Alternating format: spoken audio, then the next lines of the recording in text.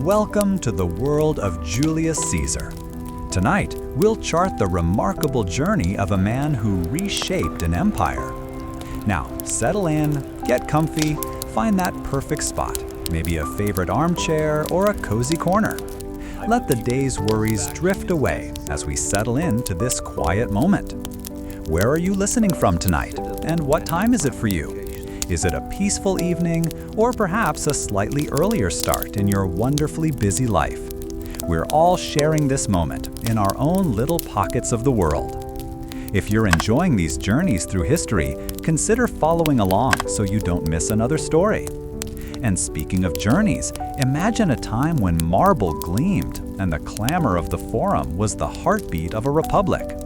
We begin not with the general, but with a young man, born into a powerful family, yet with a future as uncertain as any other Roman citizen's. His early years, his education, the seeds of ambition planted long before the laurel wreath was even a dream. Gaius Julius Caesar, barely a man, felt the familiar press of the crowds in the forum, a swirling eddy of citizens caught between the gleaming marble of the temples and the dusty realities of everyday life. He watched a vendor skillfully juggle ripe apples, their skins flushed with autumn color, a small defiance against the worn tunics and tired faces surrounding him. Further on, a man with the stern, worn features of a soldier argued loudly with a merchant over the price of grain, his voice a rough current against the general hum, a clear sign of the scarcity felt by many beyond the opulent villas of the patrician class. Caesar tugged at the fine fabric of his toga, a stark contrast to the coarse wool and patched linen worn by most. And a prickle of unease, a distant echo of his mother's hushed warnings, settled within him. He found himself drawn to a makeshift platform where an orator, his face a roadmap of hardship and conviction, spoke with fiery passion to a gathering of plebeians. The man's words painted vivid pictures of unfair taxation and the hoarding of public lands by wealthy families, a stark indictment of the very circles Caesar's family inhabited. One of the listeners, a youth perhaps only a few years younger than Caesar, with hands calloused from honest labor, nodded vigorously, his eyes alight with a desperate hope that seemed almost too fragile to hold. This young plebeian, though his tunic was patched in several places, carried himself with a dignity that caught Caesar's attention, a quiet resilience that spoke of a strength born not of birth, but of necessity. The orator's impassioned plea for fairer distribution of resources resonated deeply, echoing conversations Caesar had overheard in his own home, albeit from a different perspective. His father, a man of considerable influence, often spoke of the necessity of strong leadership and the natural order of things, while his mother, from a more tempered background, sometimes expressed a quiet concern for the common folk.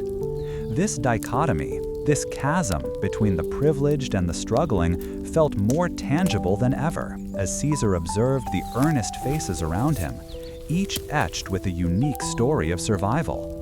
It was a day when the city itself seemed to breathe with a restless energy, a prelude to changes he could not yet fully comprehend. Later, walking with his boyhood friend, Titus, along the Via Sacra, the sacred way leading to the capital, the contrast was again stark. Sunlight, which had felt simply warm on the heads of the forum crowd, now seemed to illuminate the intricate mosaics and grand porticos of the senatorial residences. Titus, whose family had fallen from a position of minor prominence, pointed towards a particularly grand dwelling.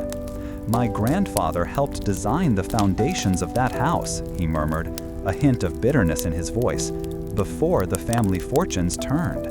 Now a single decree from the men within can reshape the lives of thousands below."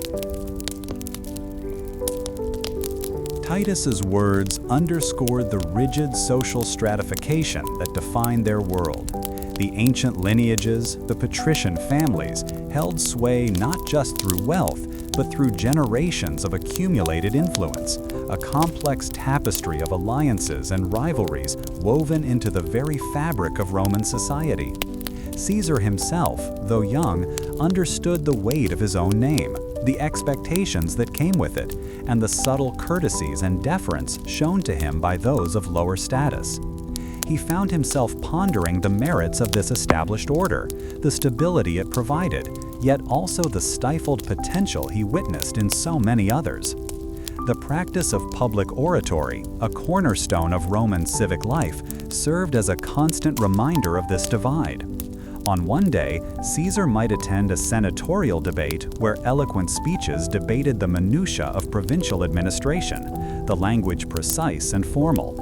On another, he might find himself amidst the clamor of a public assembly, where raw emotion and direct appeals to the populace held sway, often stirring unrest.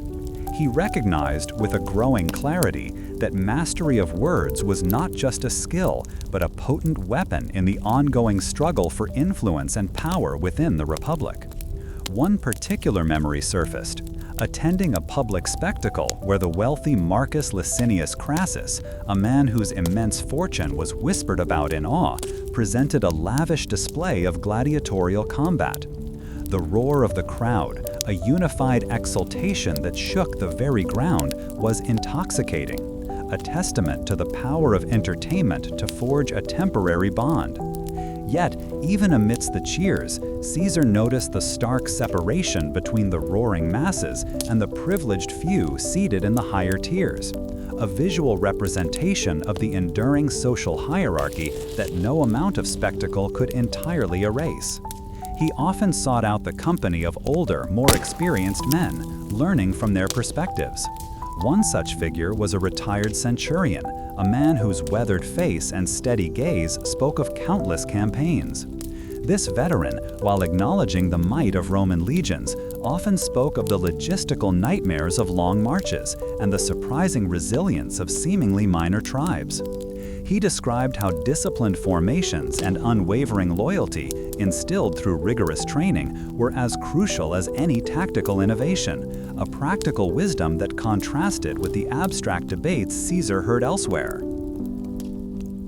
The centurion, whose name was Lucius, recounted tales of distant lands, of unfamiliar customs and peoples who, while not always as organized as the Romans, possessed their own strengths and fierce pride.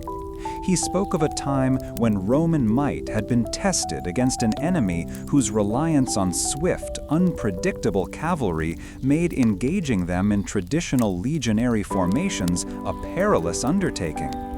Lucius emphasized that success in war was a constant process of adaptation, a lesson Caesar filed away, understanding that Rome's dominance was not guaranteed but earned through constant vigilance and a willingness to learn.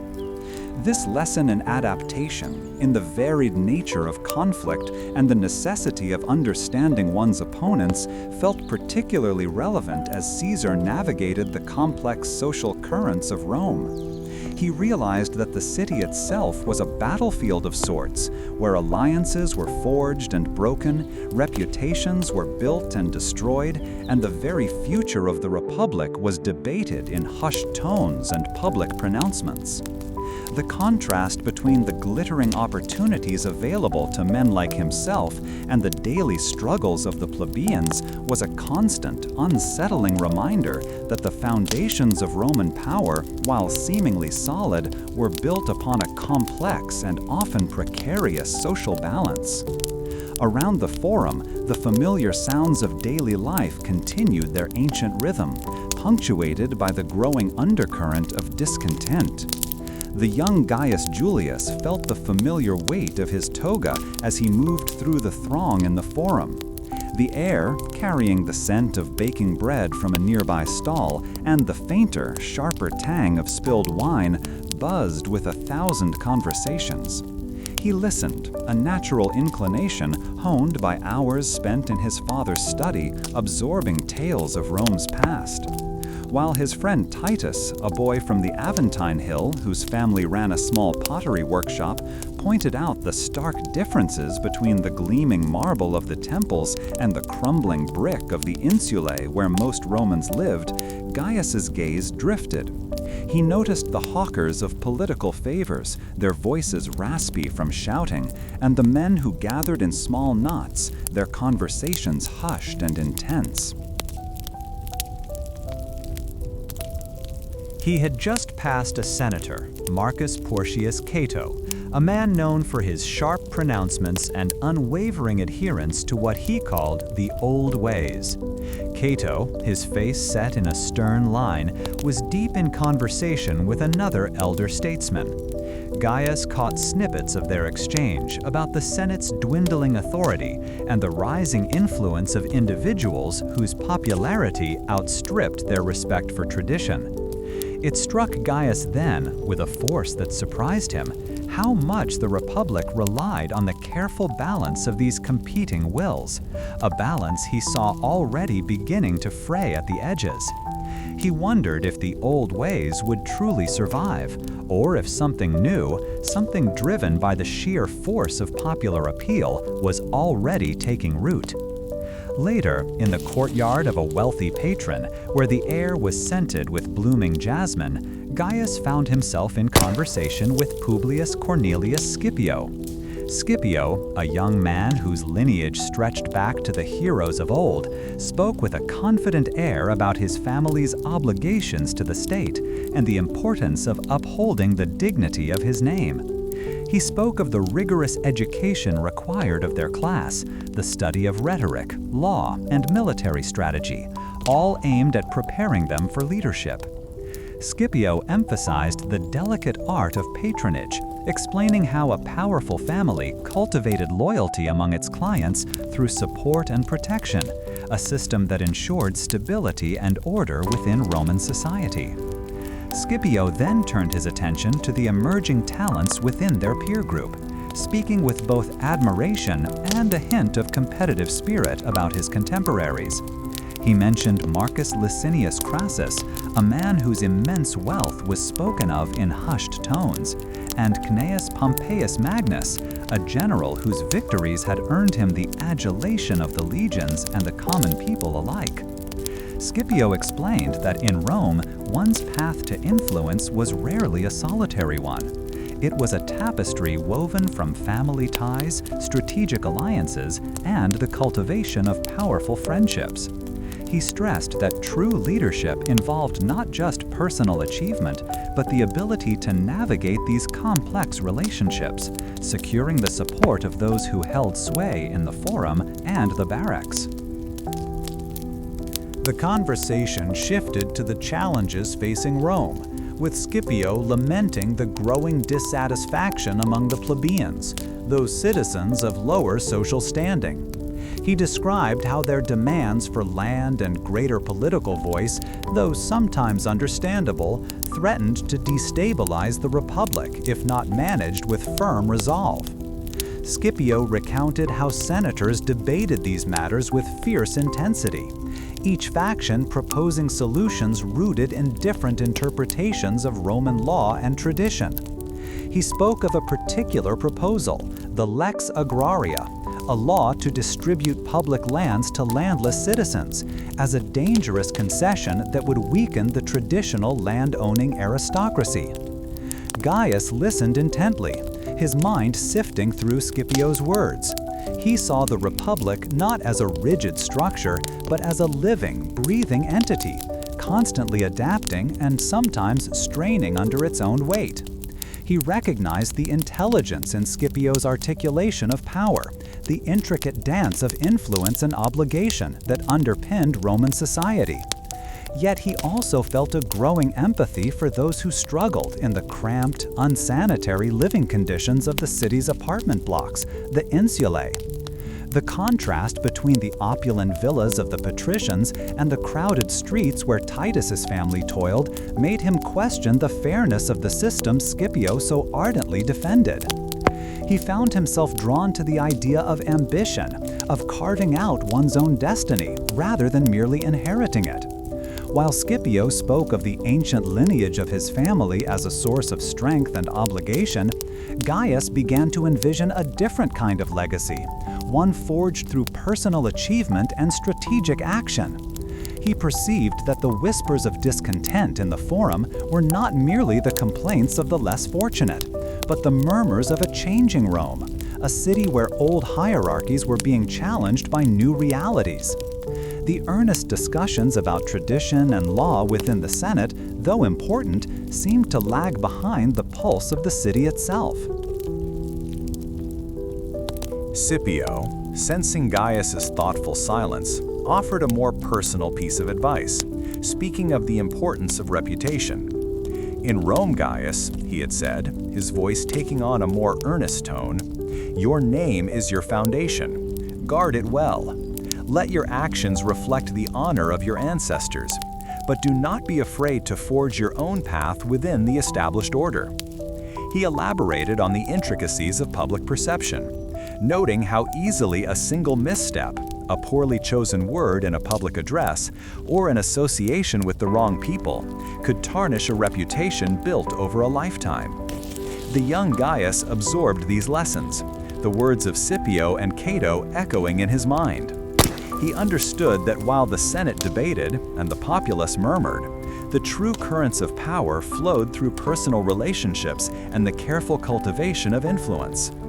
He saw the intricate web of obligations that bound Roman society together, the patron-client system that defined so many lives, and the rivalries that simmered beneath the surface of public life. This intricate dance of ambition, tradition, and personal connection formed the very fabric of the Republic, and he was beginning to understand his own potential place within it. The rigorous education, which included not only history and oratory, but also an understanding of Roman law and custom, was designed to prepare young men like Gaius for the responsibilities of citizenship, and for some, leadership. He practiced declaiming speeches, imagining himself before an assembly, his words carrying the weight of authority and persuasion. He learned the importance of gravitas, a sense of dignity and seriousness, and dignitas, personal honor and reputute, qualities essential for navigating the complex social strata of Rome. These early lessons were not merely academic, they were the foundational stones upon which future political careers would be built. He observed how families like Scipio's leveraged their historical standing and their networks of clients to exert influence. These relationships, solidified through oaths and mutual obligation, were more than just political alliances. They were the bedrock of Roman social order. A powerful senator might have hundreds of clients, from senators of lesser rank to humble tradesmen, all looking to him for guidance and support, and in turn offering their loyalty and votes.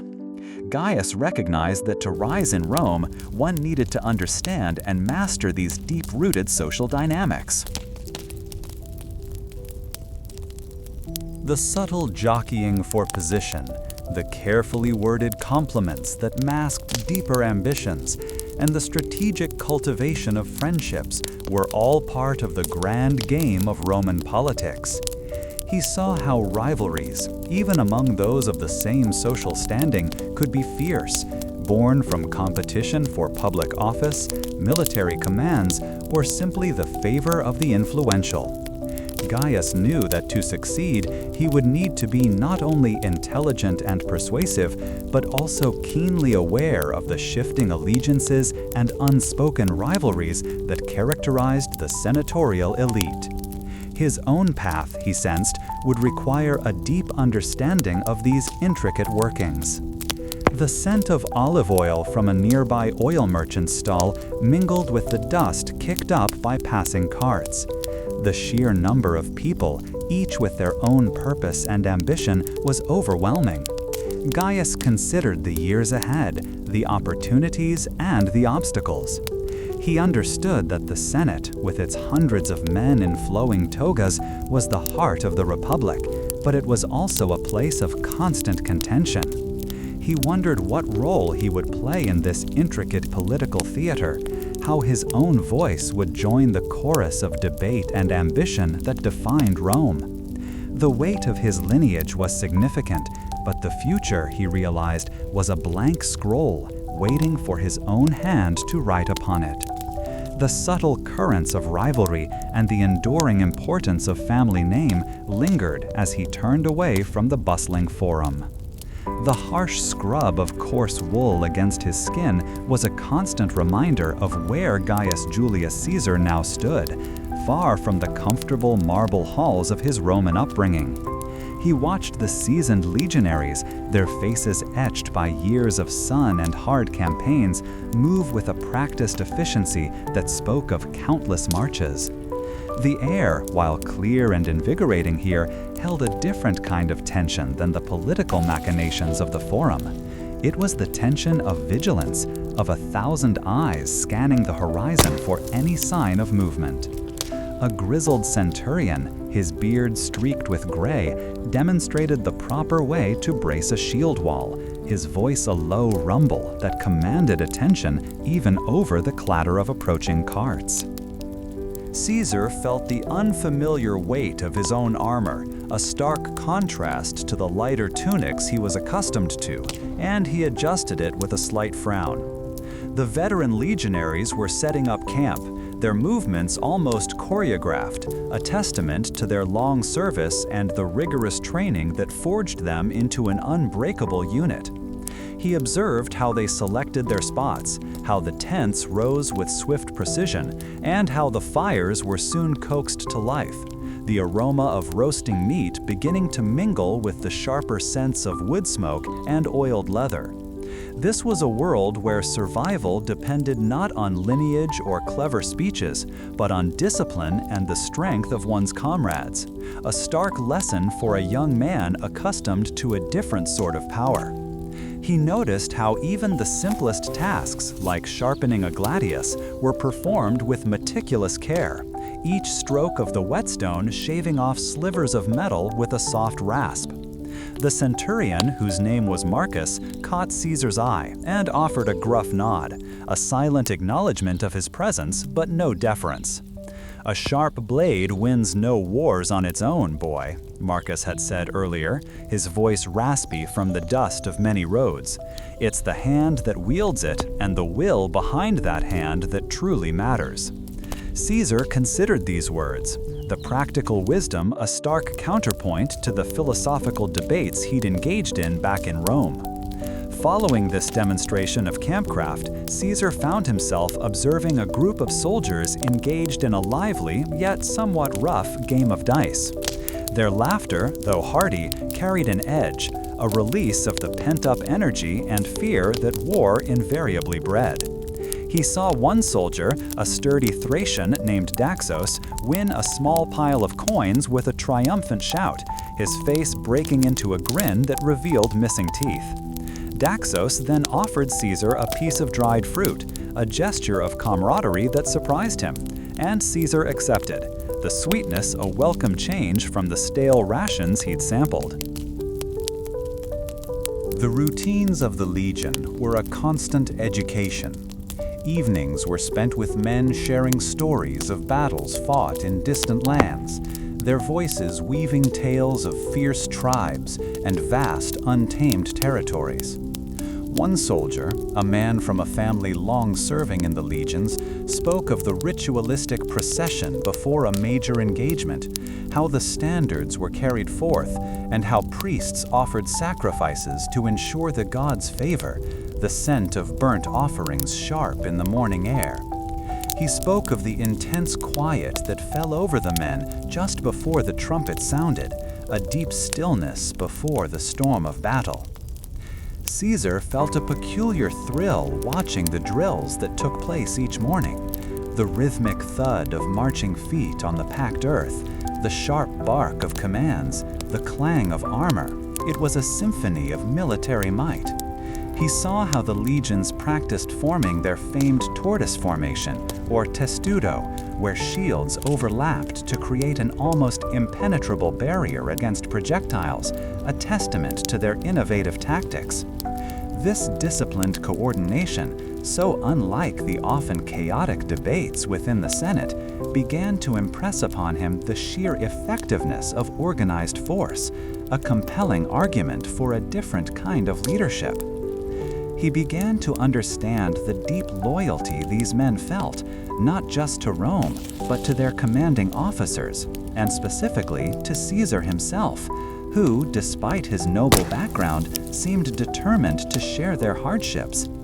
He saw how Caesar would often walk among the ranks, speaking with the soldiers, inquiring about their families and their concerns, a stark contrast to the aloofness many patricians displayed. This personal connection, Caesar realized, was a powerful tool, one that fostered a sense of shared purpose and unwavering dedication on the battlefield. The legion was preparing for an expedition into lands far to the east, and the talk among the men was of the challenges they expected to face.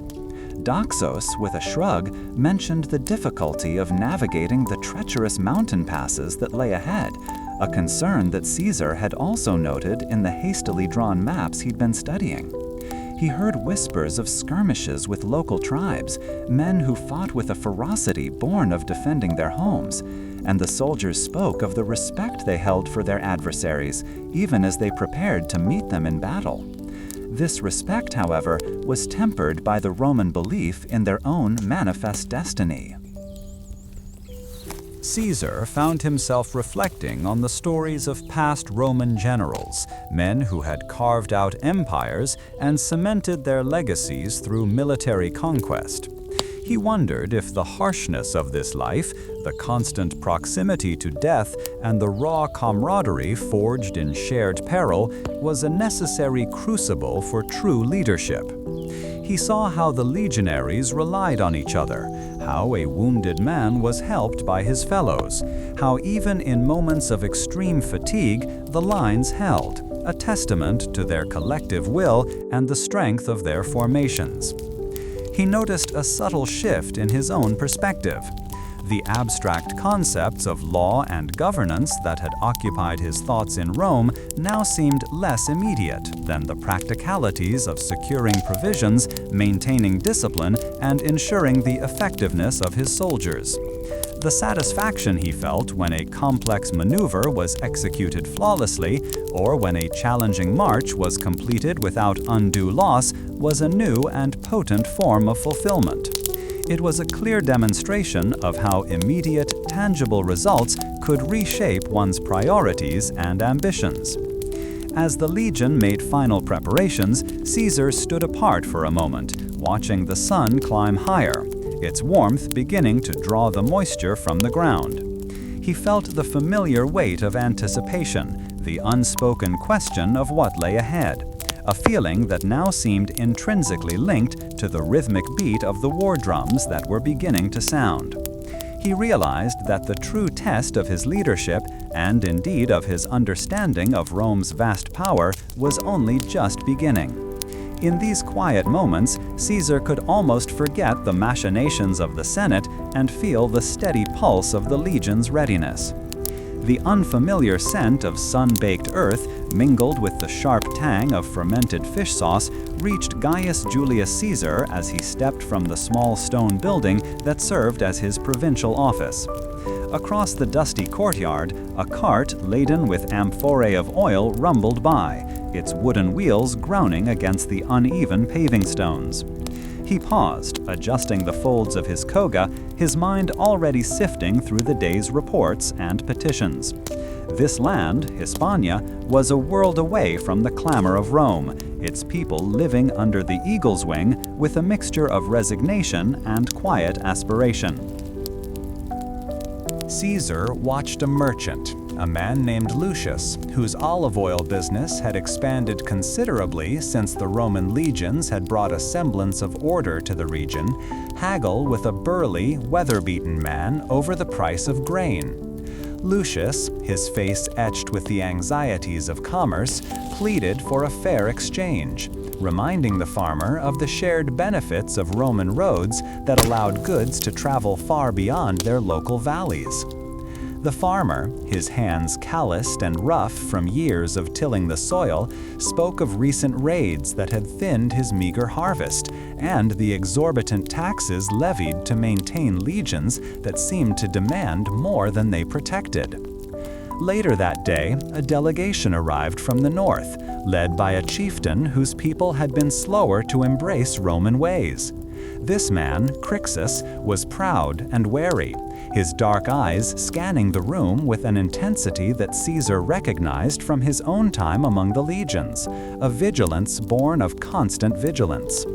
Crixus spoke of the ancient customs of his tribe, their sacred groves and their ancestral laws, and how Roman administrators, in their efforts to standardize everything, often overlooked the deep roots of local tradition. He questioned the fairness of a system that seemed designed to extract wealth and labor without fully understanding or respecting the lives it governed. Caesar listened intently, feeling the weight of his responsibility.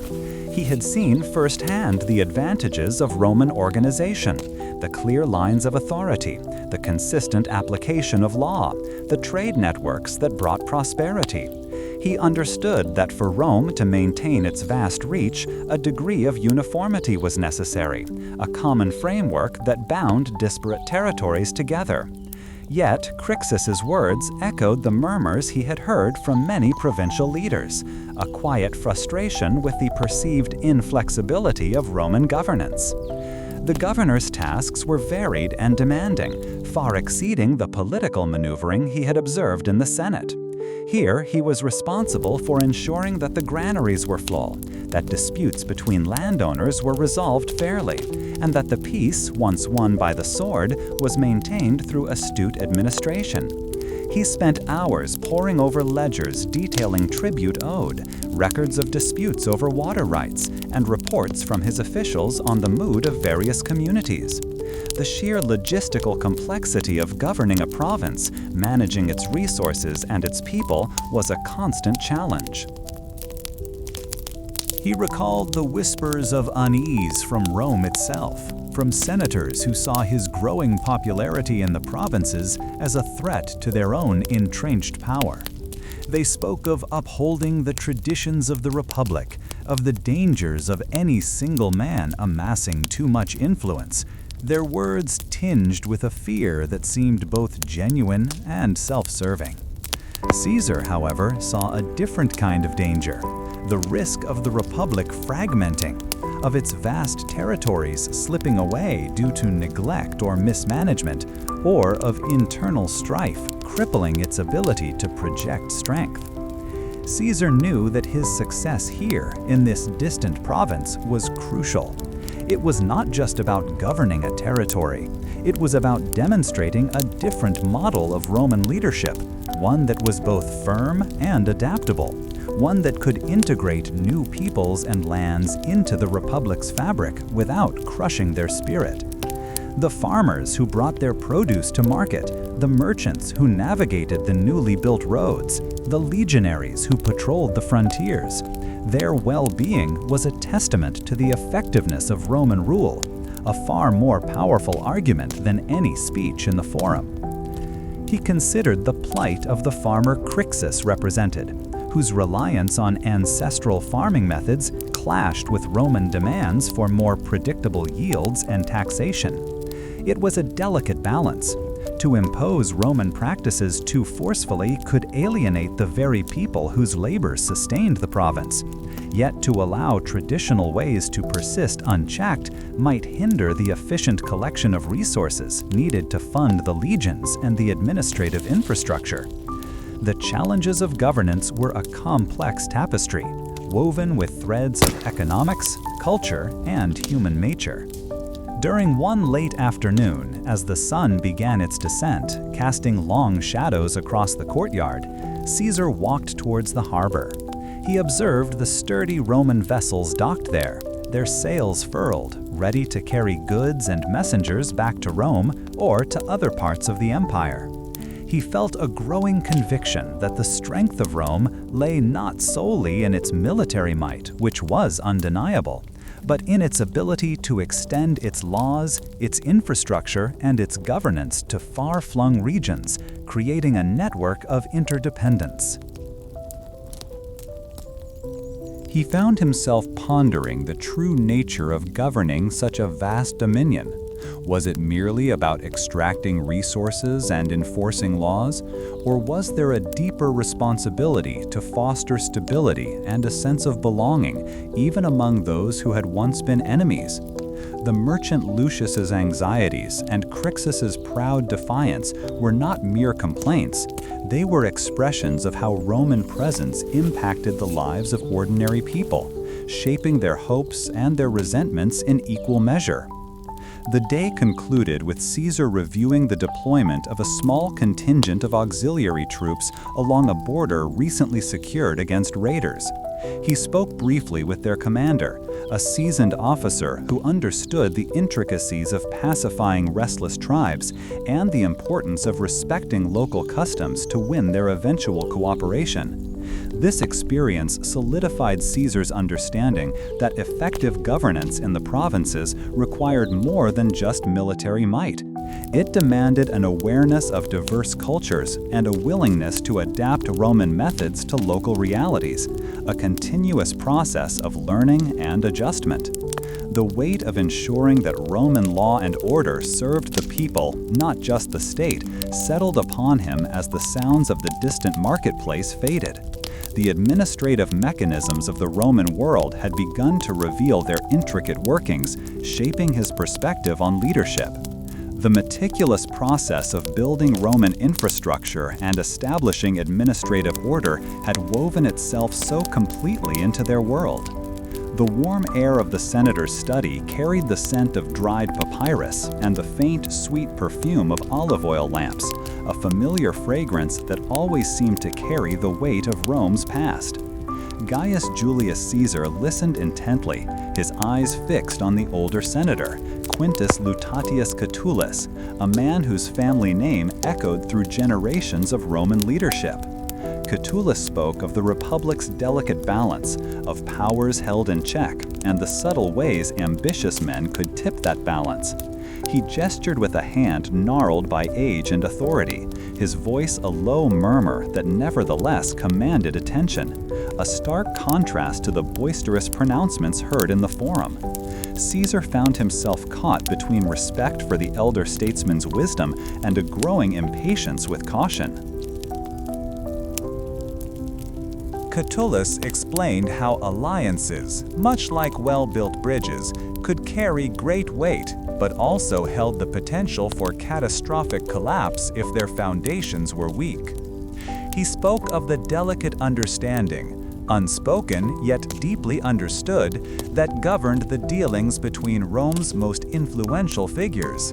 Men like Pompey, a celebrated general whose legions were almost extensions of his will, and Crassus, a man whose wealth flowed like a river through every aspect of Roman life. Caesar understood the need for such arrangements, having seen how cooperation smoothed the path for personal advancement. But he also sensed a deeper game being played, one where loyalty was often a temporary cloak for self-interest. He remembered Titus, his plebeian friend, speaking of how the powerful always seemed to find ways to make the system work for them, regardless of the common folk. A particularly wealthy merchant, Lucius Cornelius, joined their conversation, his voice resonating with the confident tone of someone accustomed to striking profitable bargains. Lucius spoke of how the Republic, though grand, often bogged down progress with endless debates and the obstructionism of those who feared change more than they desired prosperity. He painted a picture of Rome as a bustling marketplace, and Caesar, Pompey, and Crassus as three mighty merchants who, by joining forces, could ensure the flow of goods and opportunities for all who knew how to play the game. Lucius highlighted how their combined influence could smooth the passage of laws that benefited trade, and how Rome's vast reach could bring unprecedented wealth from distant lands, like the exotic spices he imported. This pact, which men would later call the First Triumvirate, was not a formal treaty signed in blood, but a series of quiet understandings, of mutual assurances made in hushed rooms and private gardens. Caesar, ever observant, saw the potential for this alliance to propel him towards the offices he craved, the positions of influence that would allow him to shape Rome's destiny. He felt a surge of exhilaration, imagining the possibilities that opened up when the strengths of these three disparate men were woven together. He knew that Pompey's renown could sway the common people.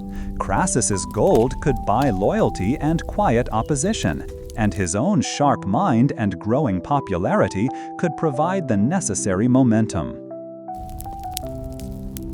Yet, even as Caesar embraced this powerful coalition, he felt a subtle unease, a flicker of doubt that he quickly suppressed. He observed how Catulus, though polite, maintained a distance, his eyes holding a skepticism that spoke of old traditions and a deep-seated distrust of any one man gathering too much power. The old senator's reservations were a whisper against the roar of opportunity, a reminder that Rome had a long memory for kings and tyrants, and that the Republic's foundations, though seemingly solid, were often shaken by the ambitions of its own sons. This internal conflict, the push and pull between ambition and caution, was a constant companion.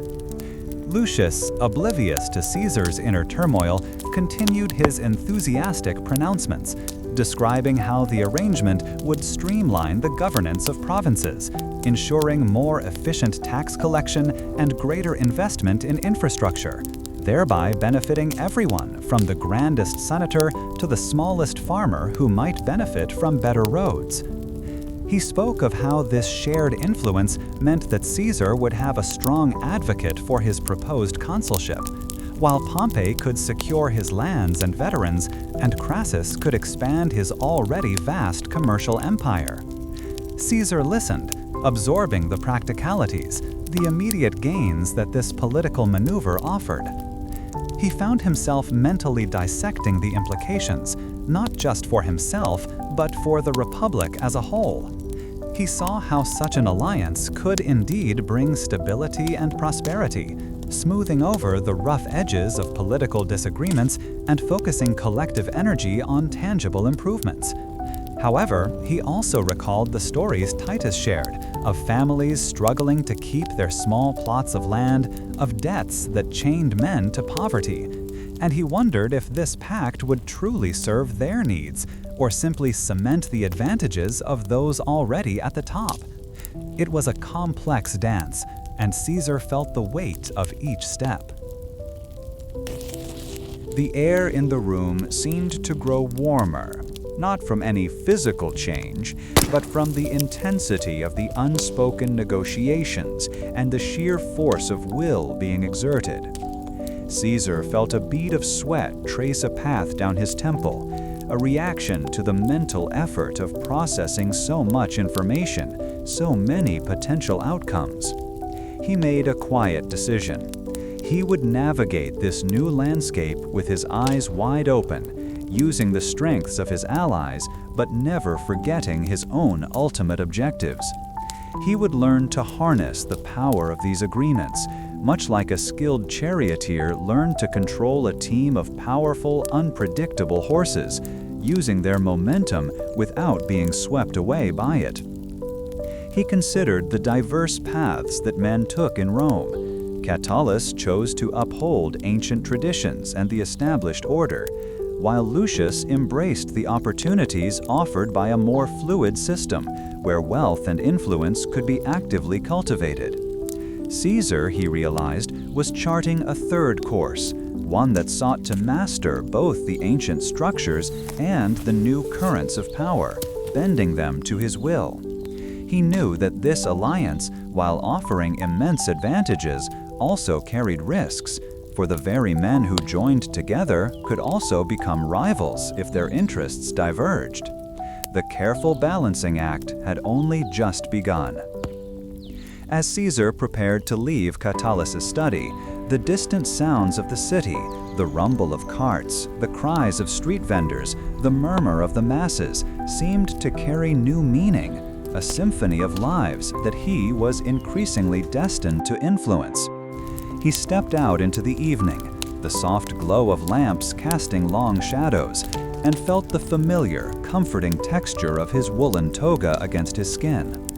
The city was a vast organism, and he was beginning to understand how its pulse could be felt, and perhaps even guided.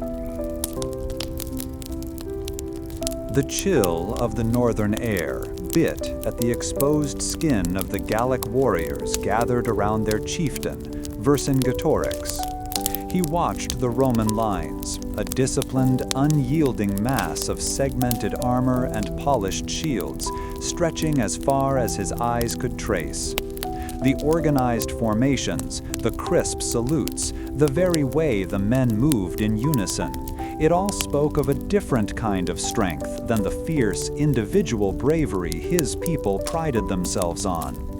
This was not the chaotic charge of barbarian tribes, but a carefully orchestrated symphony of destruction, a testament to the sheer force of will and relentless training that forged Roman legions. Vercingetorix remembered the hushed tales from scouts of how these foreign soldiers could construct fortified camps in mere hours, complete with defensive ditches and walls of sharpened stakes, as if the very earth obeyed their command. They spoke of a methodical approach to warfare, where each man knew his role and executed it with unwavering precision, a stark contrast to the Gallic tendency for spirited but often uncoordinated assaults. He wondered if his people, renowned for their valor on individual battlefields, could truly withstand such an organized and enduring onslaught, or if their very spirit of freedom would be the very thing that made them vulnerable. Further along the Roman advance, a legionary named Marcus leaned against his pilum, the heavy javelin resting against the muddy ground. He felt a surge of pride as he observed the methodical construction of a supply depot, timber being expertly cut and fitted by men who had marched for weeks through unfamiliar forests. He had witnessed firsthand how Caesar, their commander, would often ride along the lines during these arduous marches, his presence a constant reassurance, his sharp eyes missing no detail of the terrain or the disposition of his troops. It was this attention, this almost uncanny foresight, that instilled a deep sense of security in his men, even in the face of unknown dangers.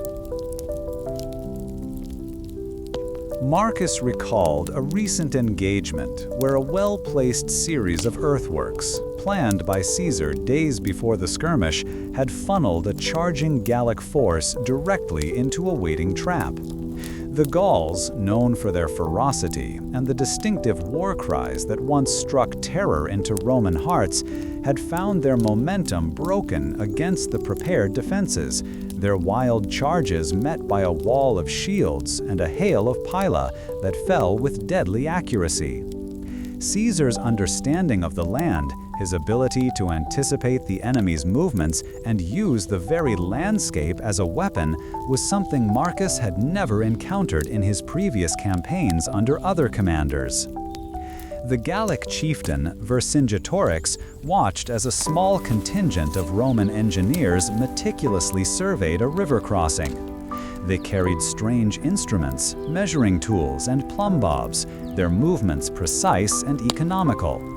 He understood, with a growing sense of dread, that this was not just about fighting battles, it was about imposing order and control over the land itself. The Romans built roads that pierced through forests, bridges that spanned roaring rivers, and fortifications that seemed to reshape the very geography to their advantage, making their armies mobile and their supply lines secure. This relentless efficiency extended to their logistics, Vercingetorix knew. While his own people relied on foraging and the generosity of local tribes, the Romans maintained vast, organized supply trains, ensuring their legions were fed and equipped even when deep in enemy territory. He had seen the long columns of wagons, guarded by detachments of auxiliaries, bringing grain, weapons, and other necessities, a lifeline that allowed Caesar's forces to sustain prolonged campaigns without the same vulnerabilities his own warriors faced. Marcus felt the familiar weight of his segmented armor settle on his shoulders as he prepared to join the construction detail. He had learned that in Gaul, as in many places Rome had touched, survival often depended less on individual heroism and more on the collective strength and ingenuity of the legion. This was a lesson Caesar had hammered home repeatedly. Discipline, obedience, and a shared understanding of the mission were as vital as any sword or shield. He had seen men falter when those elements were absent, their bravery dissolving into chaos. The Roman approach to warfare involved more than just fighting. It was about adaptation and assimilation. Marcus had seen how Roman tactics, honed over centuries, were constantly refined. The use of different types of catapults and siege engines, the construction of elaborate ramparts to assault fortified towns, and the innovative ways they countered Gallic cavalry charges, all were part of a larger strategy that sought to overcome any obstacle. He had once watched, with a mix of awe and grim satisfaction, as Roman engineers built a massive ramp, or agger, to overcome a particularly formidable Gallic hill fort, gradually bringing their siege weapons to bear. Vercingetorix conferred with his lieutenants, his voice low. He spoke of the need to disrupt these Roman supply lines, to lure their forces away from their carefully prepared positions and into the wooded, less predictable terrain that his people knew intimately. He understood that a direct confrontation with their legions on open ground, where their formations and discipline were most effective, would likely prove disastrous. The challenge was to fight them not on their terms, but on his, to exploit their need for order and turn it into a weakness.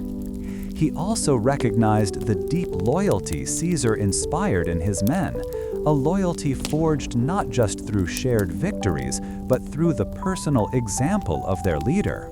Scouts reported that Caesar often marched on foot with his soldiers, shared their meager rations when necessary, and fought alongside them in the thick of battle, his presence a beacon of courage and resilience.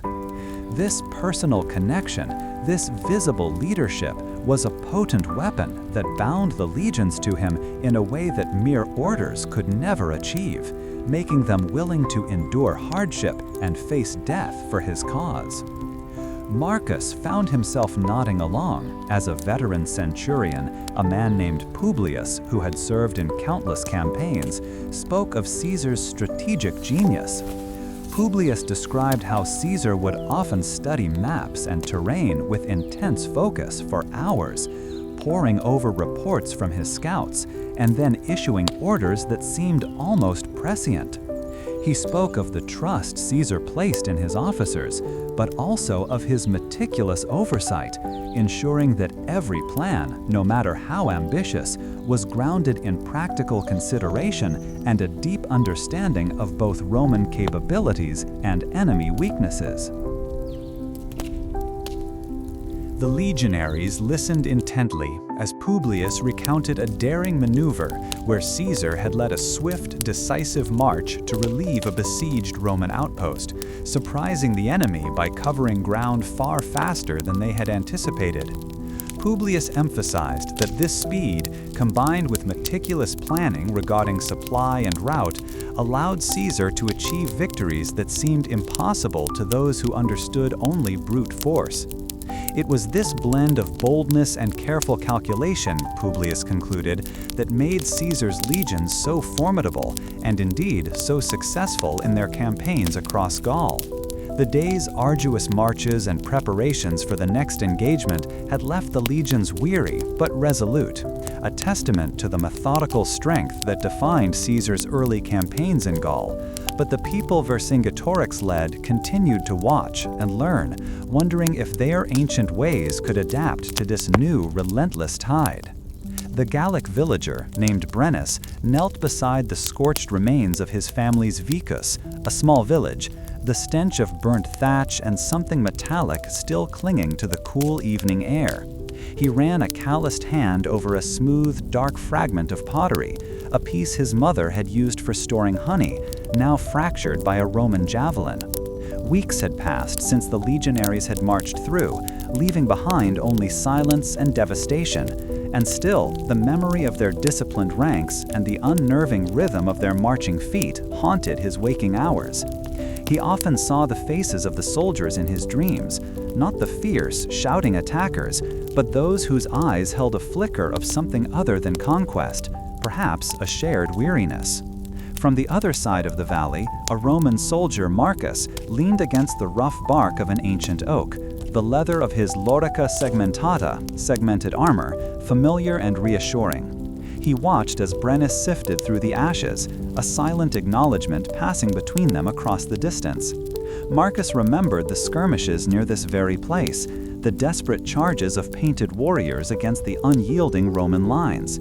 He'd seen the raw courage in their eyes, but also the sheer futility of their resistance against such organized might. He'd even shared a cup of watered wine with a captured Gaul. A man, stripped of his warrior's guise, spoke of his family and the land he tended, much like Marcus's own kin far from Rome. The imposition of Roman ways felt heavy on the land, Marcus mused, as he adjusted the heavy gladius, short sword, at his hip.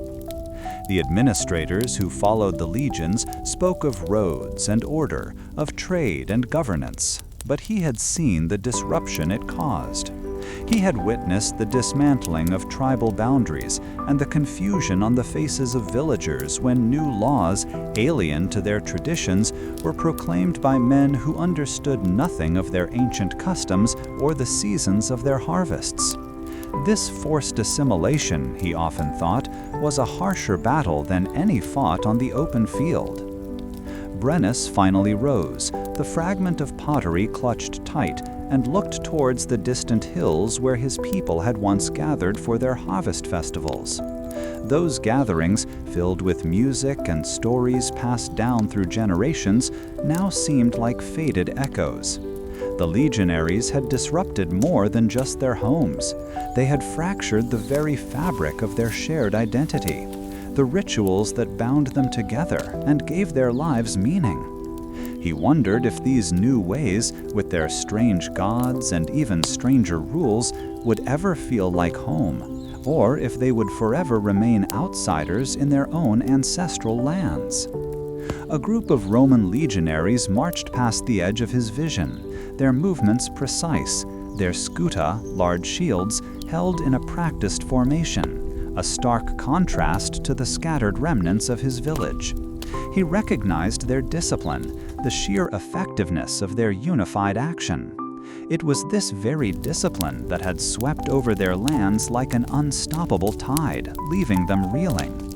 Yet, he also noticed, on occasion, how some soldiers showed a surprising gentleness, sharing rations with starving villagers, or offering a gruff word of reassurance to frightened children, a behavior that complicated his understanding of the invaders.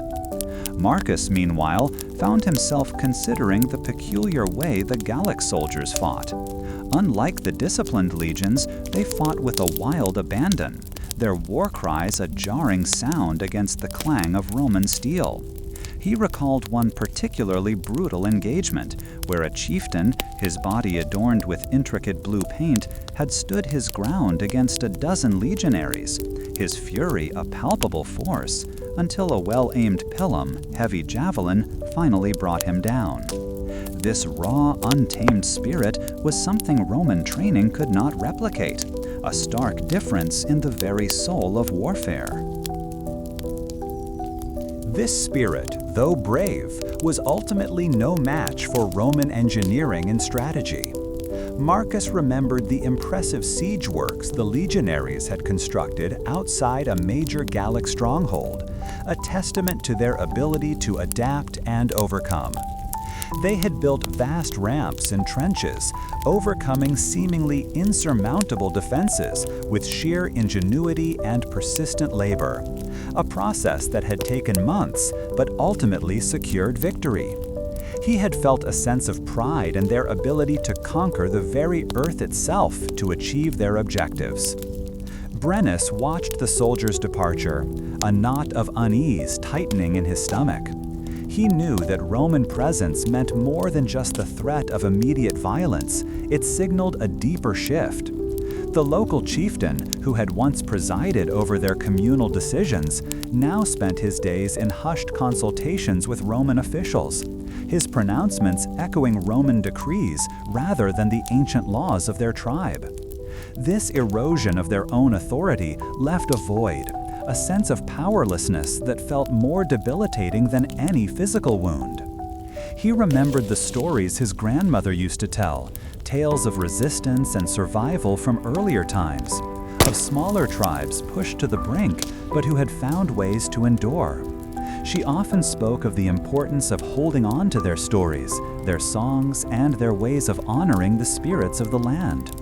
Now, with so much lost, he wondered if those traditions would survive the relentless pressure of this new Roman dominance, a pressure that seemed to touch every aspect of their lives, from the grain they ate to the language they used.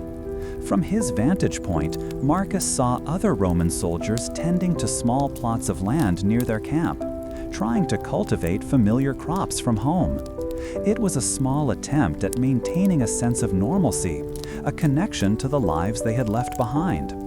He himself had brought a small pouch of seeds from his family's farm, finding solace in the feel of the soil and the promise of growth, a small act of defiance against the alien landscape they were conquering.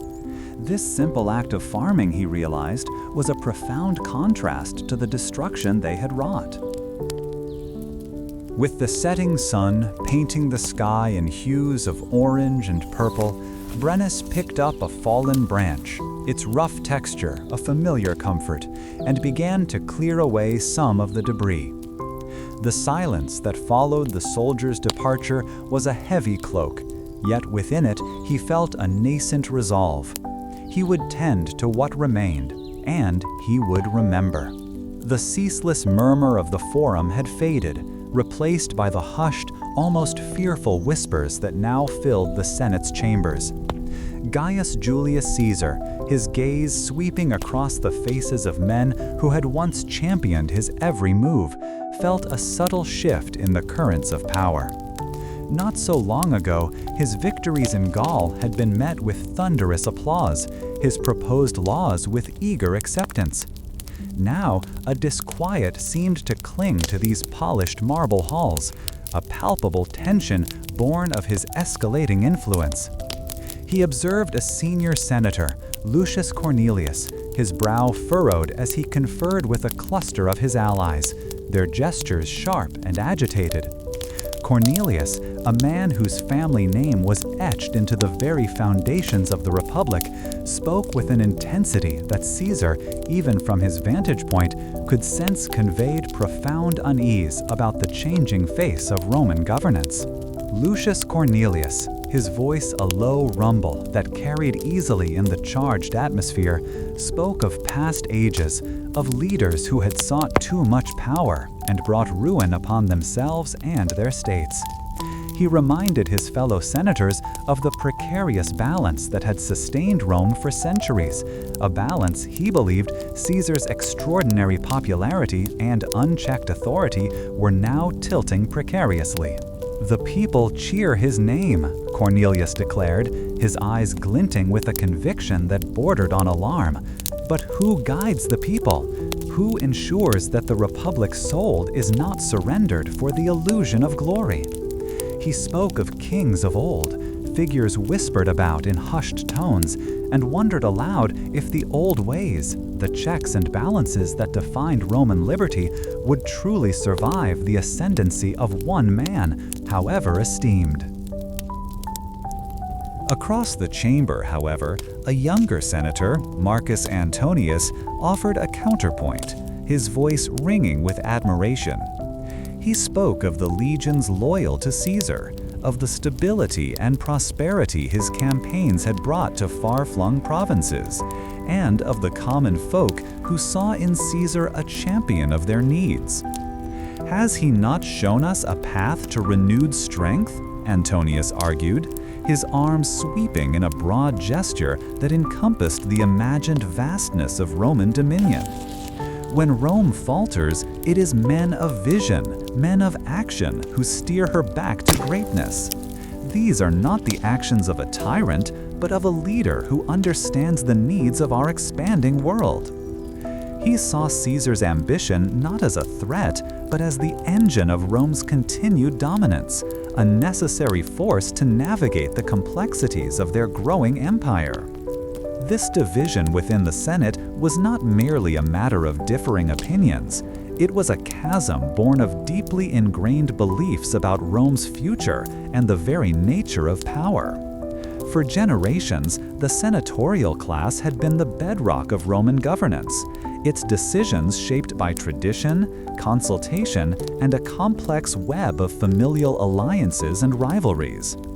Now, a new force, embodied by Caesar's personal charisma and military success, threatened to redraw these established lines, creating an atmosphere of uncertainty that permeated every discussion. The subtle jockeying for influence, always present, had intensified, as senators aligned themselves with either the established order, personified by figures like Cornelius, or the rising tide of Caesar's popular appeal, championed by those like Antonius. The impact of Caesar's triumphs in Gaul, while celebrated by many, had also created a subtle but significant shift in the political landscape. His legions, hardened by years of campaigning and fiercely loyal to their commander, represented a formidable power base, independent of senatorial decree. This fact, coupled with his growing popularity among the citizenry through his land reforms and public works, meant that his council carried immense weight, often eclipsing the deliberations of the Senate itself. The traditions of the Republic, which relied on the Senate's authority as the ultimate decision-making body, were being tested by a leader whose influence stemmed from sources beyond its direct control, creating a volatile mixture of respect and deep-seated apprehension. One could almost feel the collective unease in the very air of the Curia Hostilia, the Senate's meeting place. It was a place where the weight of centuries of law and tradition pressed down, yet where the future felt increasingly uncertain. Senators found themselves wrestling with the undeniable evidence of Caesar's capabilities and his undeniable impact on Rome's prestige, set against the profound fear that such singular power could irrevocably damage the Republic's delicate framework. They debated Caesar's intentions in hushed tones, their words laced with the anxieties of men who understood that the very foundations of their world were being reshaped by forces they could no longer fully command, creating a palpable sense of vulnerability among the ruling elite. Caesar, aware of the currents swirling around him, moved with a deliberate grace, his responses to the Senate's concerns often couched in terms of duty and necessity, always referencing the greater good of Rome. He listened to the arguments, his expression unreadable, a subtle smile playing on his lips when Cornelius spoke of past republics. He understood that the old guard feared what they did not control, and that his own rise to prominence had disrupted a carefully maintained order. Yet he also recognized the inherent strength of the Roman character, its capacity for adaptation, and believed that Rome's future demanded decisive leadership, even if it meant challenging entrenched traditions and the comfort of the familiar. The younger senators, like Marcus Antonius, saw in Caesar not a threat to the Republic, but its inevitable evolution. They had witnessed firsthand the effectiveness of his strategies, the loyalty he inspired, and the tangible benefits that flowed from his leadership, such as the distribution of land to veterans. These were men who believed that Rome's continued dominance depended on its ability to embrace dynamic change and to follow capable leaders who could navigate the complexities of a vast and diverse empire. They viewed the cautious pronouncements of men like Cornelius as relics of a bygone era, ill-suited to the demands of a Rome that was increasingly a global power, and felt that Caesar's vision was precisely what was needed to secure its enduring legacy. This growing factionalism within the Senate meant that discussions often devolved into heated exchanges, as the older, more conservative senators clashed with the younger, more forward-thinking members. The debates over Caesar's proposals, once unified by a common purpose, were now fractured by deeply held ideological differences, and the very structure of Roman governance, built on consensus and shared authority, began to show signs of strain. The influence of individuals like Caesar, whose power base extended beyond the traditional senatorial circles, added a layer of complexity that the established political mechanisms struggled to accommodate, leading to an escalating tension that foreshadowed more profound divisions. As Caesar prepared for his next move, the whispers in the Senate grew louder, a testament to the widening chasm between those who saw him as Rome's savior and those who feared him as its potential destroyer. The intricate dance of political maneuvering continued, with each side seeking to bolster its own influence and undermine its opponents, all while the fate of the Republic hung in a delicate balance. The question that lingered, felt by many across the city, was whether Rome could adapt to this new era of powerful individuals without fracturing, or if the very forces that had propelled Caesar to such heights would ultimately lead to the unraveling of the traditions he claimed to uphold, leaving the seasoned senators of Rome in a state of perpetual unease. The tradition-bound senators of Rome watched the changing tides with a deep, ingrained apprehension. The air, though still, carried the hum of a city on edge. Gaius Julius Caesar stood near the river Rubicon, the water a sliver of gray in the twilight. A legionary, Marcus, shifted his weight beside him, his shield glinting faintly. "The messengers from Rome were clear, Gaius Julius," Marcus said, his voice rough with fatigue. "The Senate demands you disband your legions. They fear you." Caesar nodded, his gaze fixed on the opposite bank, where Italian soil lay. This river, barely a stream in drier seasons, felt like a vast chasm separating two worlds, the one he had carved in Gaul and the one that now sought to strip him of his command. He felt a tug of remembrance, a scene from his youth when he had witnessed a public orator, his voice booming, calling for justice for those dispossessed of their farms. Now he, Caesar, was the one holding the power to decide if the Republic, as it stood, would endure. A grizzled centurion, Quintus, hobbled over, his scarred face etched with the memory of countless battles. "We've marched through snow and fought through mud for Rome, sir," Quintus stated, his hand resting on his veteran staff.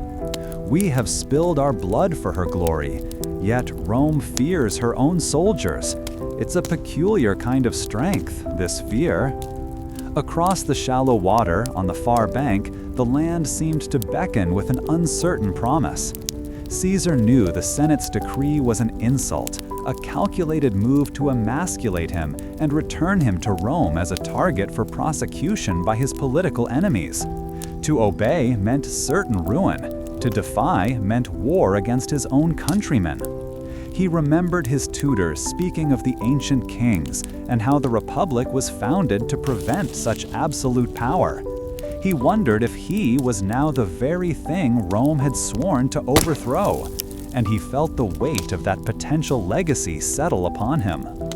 A farmer, his face lined with worry, had seen their disciplined ranks and cautiously approached the river's edge.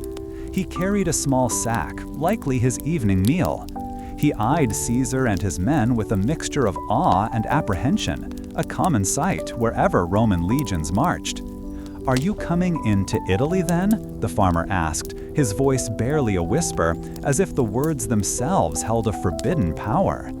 This man, like so many others, would find his life irrevocably altered by the choices made on this very riverbank, his fields subject to the passage of armies, his loyalties tested by pronouncements from distant Rome. The farmer's question hung in the quiet air, a simple inquiry that held the fate of millions. Caesar looked at his legionaries, men who had followed him through the vast territories of Gaul, men whose loyalty was forged in shared hardship and victory. They were more than soldiers, they were his family, bound by oaths and by the very blood they had shed together. He remembered the cheers of his men in distant cities, the shared meals under starry skies, and the grim satisfaction of victory earned through sweat and strategy. These men, this force, represented a power that Rome's current leaders seem to have forgotten, or perhaps never truly understood. Further down the riverbank, a group of Roman citizens who had heard of Caesar's approach had gathered, their faces a mixture of hope and dread. One man, dressed in a toga that had seen better days, clutched a small, crudely carved wooden bird, a child's toy. He looked at Caesar with wide eyes, as if seeking an answer to a question he couldn't quite voice. Was Caesar a savior, bringing order and stability, or a destroyer, plunging the familiar world into chaos? This man, and thousands like him, represented the Republic's heart, and their uncertainty mirrored the turmoil brewing within the Senate itself. He recalled a heated debate he'd overheard in the Senate years ago, a passionate argument between two older senators. One spoke of the necessity of tradition and the dangers of any single individual amassing too much influence, referencing the expulsion of kings centuries prior. The other countered, arguing that Rome's strength lay in decisive leadership, especially during times of crisis, and that adherence to outdated customs could lead to stagnation. Now Caesar found himself standing at the crux of that very debate, his decision poised to tip the scales of Roman history. The dilemma was stark: to remain loyal to a Senate that he believed was undermining Rome by its own infighting and corruption, or to march his legions into Italy and impose a new order. He thought of the widespread discontent he'd witnessed in the Forum, the whispers of hunger in the crowded apartment blocks, and the feeling that the Republic's promises were not reaching its people. This inner conflict was a heavy burden, a personal war waged before any battle began. The weight of his choices pressed down, a tangible force in the stillness of the evening. He turned from the river, a decision solidifying in his mind. The murmurs of his soldiers, the quiet anxieties of the farmer, the hopeful yet fearful gaze of the citizen, they all added to the chorus of a Rome in desperate need of direction. He knew this path would not be easy, that it would invite great peril and possibly great glory. Yet, as he began to walk towards his waiting legions, the soft earth yielding beneath his sandals, he felt a profound sense of purpose, a conviction that the time for hesitation had passed. In the deepening dusk, Caesar felt the gravity of his decision as he moved his men to begin the arduous journey, carrying the weight of Roman destiny into the unknown. The fields that once rippled with golden grain now lay trampled, the soil churned by the passage of countless marching feet and the rumble of supply wagons. A farmer, his face etched with a weariness that went deeper than the season's work, surveyed the damage to his small holding near Capua. His neighbors' carefully tended vines, a source of pride and their family's livelihood, were uprooted, left to wither under the pale Italian sun. He remembered only weeks ago the anxious discussions in the village square, the hushed worries about which legion would pass through next, and the gnawing fear that their meager stores would vanish as quickly as the dust kicked up by passing cavalry. This disruption had spread like an unwelcome weed across the peninsula, severing familiar trade routes and silencing the cheerful calls of merchants. Food became scarce in towns where it had once been plentiful, and the usual lively markets were now hushed, populated by those seeking meager rations or news from the front lines. Many families, like his own, had pulled their children closer, their usual routines of work and rest replaced by a constant state of apprehension as news of skirmishes and army movements filtered through from distant towns. It felt as if the very heartbeat of Italy had grown faint, each beat a hesitant throb of anxiety. Meanwhile, on the northern roads, a seasoned soldier in Pompey's legion felt a deep unease settle within him as he marched further south. He had seen the determination in the eyes of Caesar's men when they clashed, and he knew the fighting spirit that burned within them. Yet, witnessing the desolation left in the wake of their own army's passage, the hollowed-out farmsteads and the silent, bewildered villagers gnawed at his conscience. He remembered the crisp discipline of his training, the proud eagle standards, and the conviction that they fought for the Republic. Now, that conviction felt clouded by the sight of fellow Romans suffering because of their own legion's needs. He often found himself staring at the horizon, wondering if any of the cities they passed through were truly safe, or if they were just waiting for the next army to arrive, regardless of its insignia.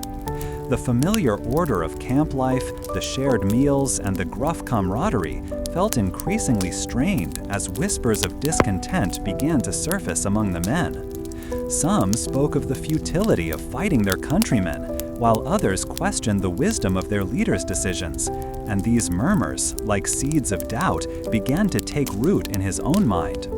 He found himself questioning the very purpose of their arduous march. This disquiet grew with each passing mile, as the land itself seemed to bear the scars of their internal conflict. Rivers that had once flowed with clear water now carried a muddied testament to hasty crossings and abandoned equipment. The very air, once filled with the familiar scent of ripening grapes and wood smoke from hearths, now carried the metallic tang of fear and the distant, unsettling sounds of conflict. The familiar rhythm of Roman life, the ebb and flow of seasons and markets, had been violently interrupted, leaving behind a landscape of uncertainty and a populace adrift. Across the countryside, the fabric of community was being stretched thin by the demands of war. Neighbor turned against neighbor, not out of animosity, but out of the stark necessity of survival and allegiance. The farmer, seeing his neighbor's plight, felt a pang of sympathy, but also a cold dread, knowing that his own provisions might be requisitioned next, leaving his own family vulnerable.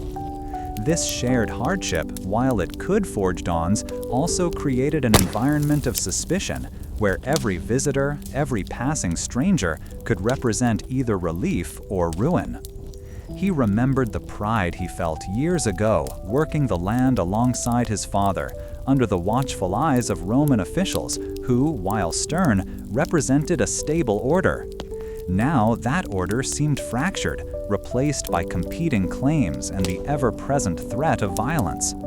He wondered if the traditions of his family, the careful cultivation of the soil passed down through generations, would survive this tumultuous period, or if they would become just another casualty of this widespread conflict. The resilience of the land was one thing, but the resilience of their way of life felt far more fragile. This uncertainty also permeated the thoughts of the Roman soldier, who found himself increasingly detached from the political justifications for their actions. He focused instead on the immediate tasks, sharpening his sword, cleaning his shield, and ensuring his comrades were ready for whatever came next. The unity of the legion, once a source of immense strength, now felt like a necessary shield against the chaos that swirled around them, but he questioned what they were shielding themselves from and for whom. The simple clarity of following orders had become muddled by the visible suffering of those they were meant to protect. He recalled stories from his youth, tales of Roman unity and strength that seemed a world away from the current reality. He had enlisted with a sense of duty, eager to defend the Republic, but as he witnessed the impact of this civil strife on the very people they governed, that initial fervor began to wane, replaced by a growing weariness. The constant movement, the lack of settled rest, and the gnawing fear of encountering Roman soldiers under a different banner all contributed to a profound sense of disillusionment. He began to wonder if the true enemy was not a foreign power, but the divisions within their own society. As the armies continued their march, the very landscape of Italy seemed to echo the discord. Roads, once arteries of commerce and connection, now became routes for destruction, their familiar milestones stained with the grim realities of war. The farmer, looking out over his ravaged fields, felt a deep ache, a sense of loss for the predictable rhythm of seasons and the quiet dignity of his work. He picked up a broken piece of pottery, once part of a sturdy jug he had used daily, and traced its jagged edge, a tangible symbol of the shattered piece. The land endured, but the lives that depended on it were irrevocably altered by the unfolding conflict. The farmer settled into the evening, tending to his remaining animals, the silence of his small home a stark contrast to the distant sounds that sometimes carried on the wind. Tomorrow would bring its own demands, and he would face them as he always had, with what little strength he could muster. The sun's warmth, a gentle caress on his skin, brought only fleeting comfort to Marcus as he stood near the Palatine Hill, watching the distant dust clouds churn around the Forum. He'd come from his family's small plot of land, barely enough to feed them through the harsh winters, and the sight of the grand structures always stirred a mix of awe and resentment. His sandals, worn thin from countless journeys into the city, offered little protection against the rough cobblestones, a constant reminder of his meager place in this sprawling metropolis. The very stones of Rome seemed to hum with the lives of those who owned the city, a stark contrast to the relentless struggle for mere survival that defined his own days, and he wondered if the seeds of discontent sown by such disparities would ever truly take root and blossom into change. The murmur of the crowds below, a low thrum of voices and shuffling feet, was a familiar soundtrack to his own gnawing hunger, and he found himself caught between the hope for a better future and the weariness of an unchanging present, a state shared by so many he knew.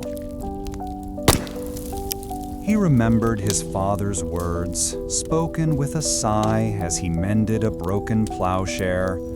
Rome provides for those who already have, Marcus. For the rest of us, it demands everything.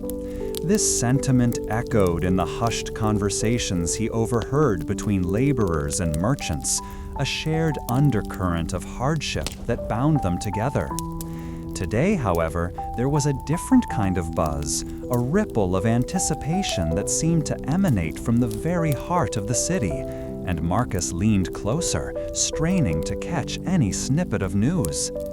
He noticed a well-dressed man, his toga spotless despite the city's grime, striding purposefully towards the Senate House, and it struck Marcus with a sudden clarity how different their worlds truly were. One man's daily concern was the state of his garments, while Marcus worried about his family's next meal.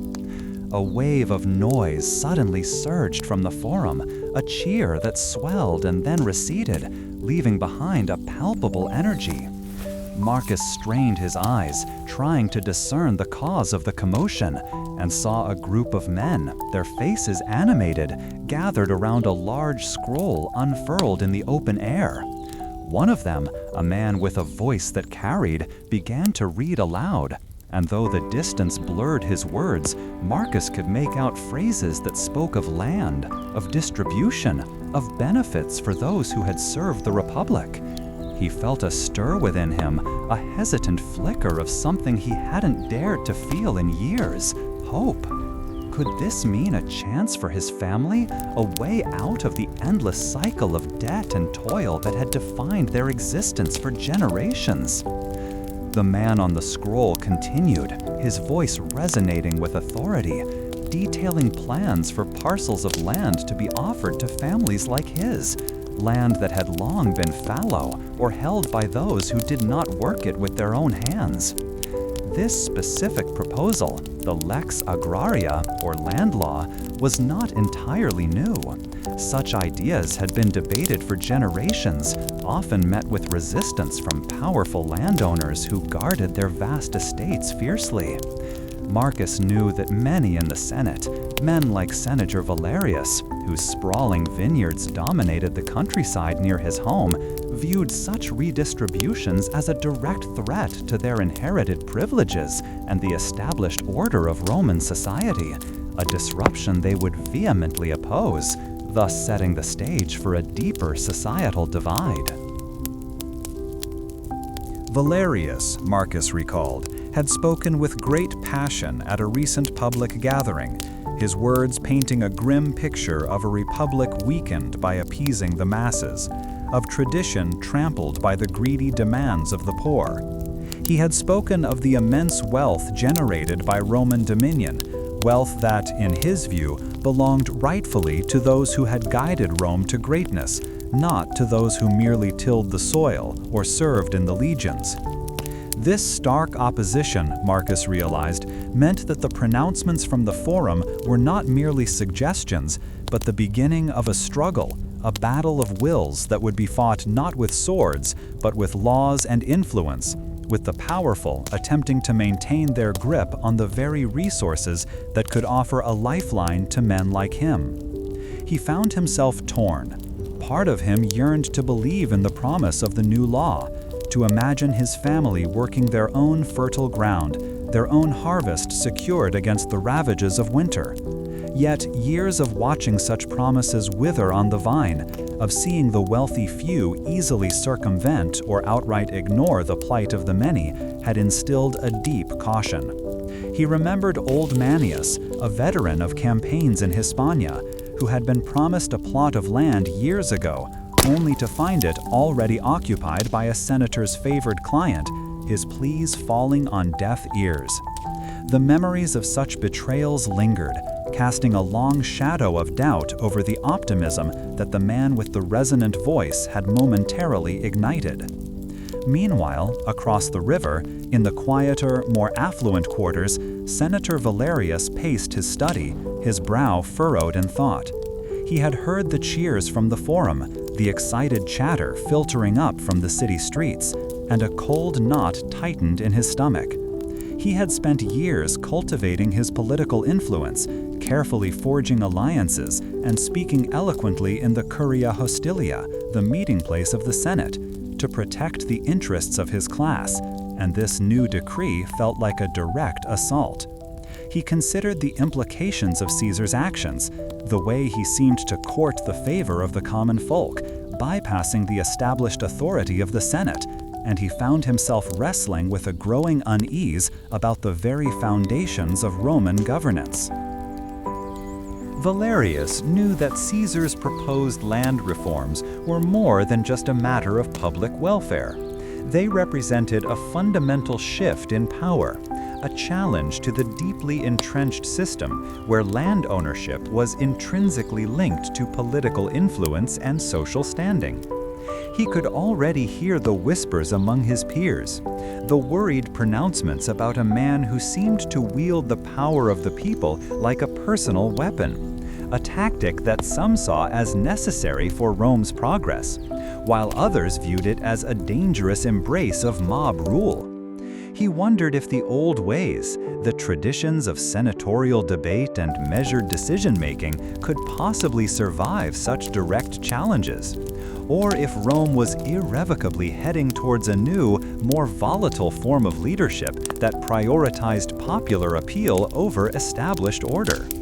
He considered his options, weighing the potential consequences of open defiance against the risk of appearing weak in the eyes of his constituents and fellow senators. The sheer scale of Caesar's popular support, fueled by victories abroad and promises of reform at home, made direct opposition a perilous endeavor. He understood that the success of this lex agraria would embolden Caesar further, solidifying his hold over the affections of the common people and potentially eclipsing the Senate's waning authority, a future he found deeply unsettling. The ancient laws and customs that had guided Rome for centuries seemed to be fraying at the edges, and the path ahead was clouded with uncertainty, a stark contrast to the clear, defined lines of authority he had always known. Around the forum, the familiar sounds of daily life continued their ancient rhythm. The ornate carvings on the foreign king's reception hall seemed to mock the stark simplicity of Caesar's own reception chambers in Rome. Across the vast expanse of sun-baked lands, where the sand stretched to meet a sky of relentless blue, King Mithridates VII of Pontus had once ruled a kingdom that rivaled Rome in its glory. Now, he watched with a practiced eye as the Roman general Gaius Julius Caesar accepted a scroll, his movements precise, his gaze sharp. Mithridates had seen many ambitious men rise and fall, and he recognized the familiar hunger in Caesar's bearing, a hunger that had propelled him from the heart of the Republic to the furthest reaches of its influence.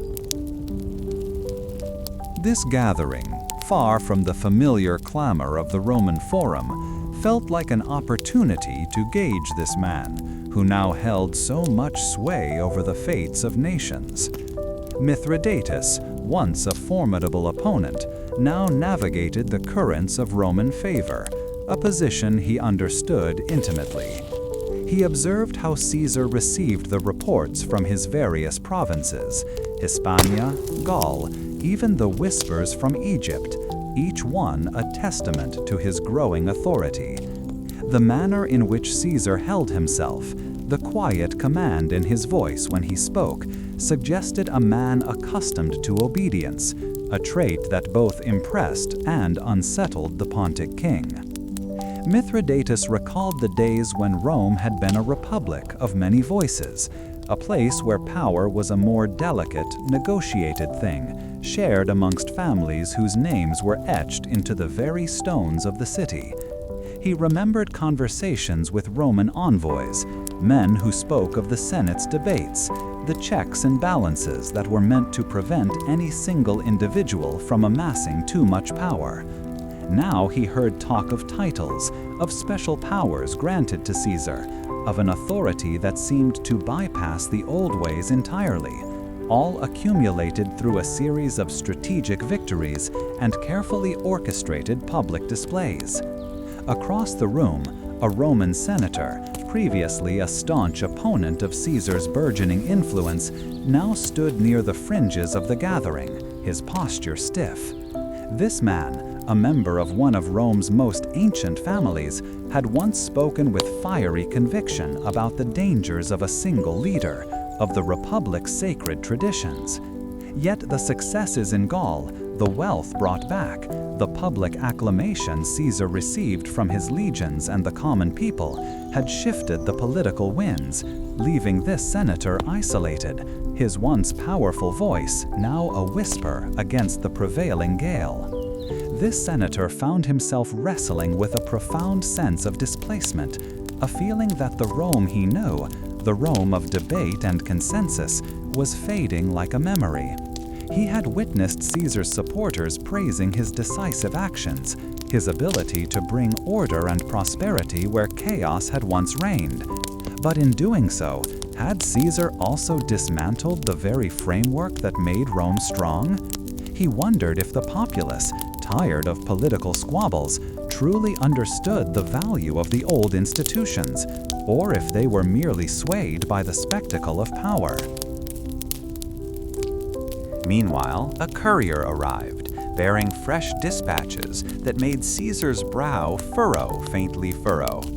The reports, Mithridates surmised, likely concerned the ongoing administration of Rome itself, the intricate web of laws and decrees Caesar was now shaping.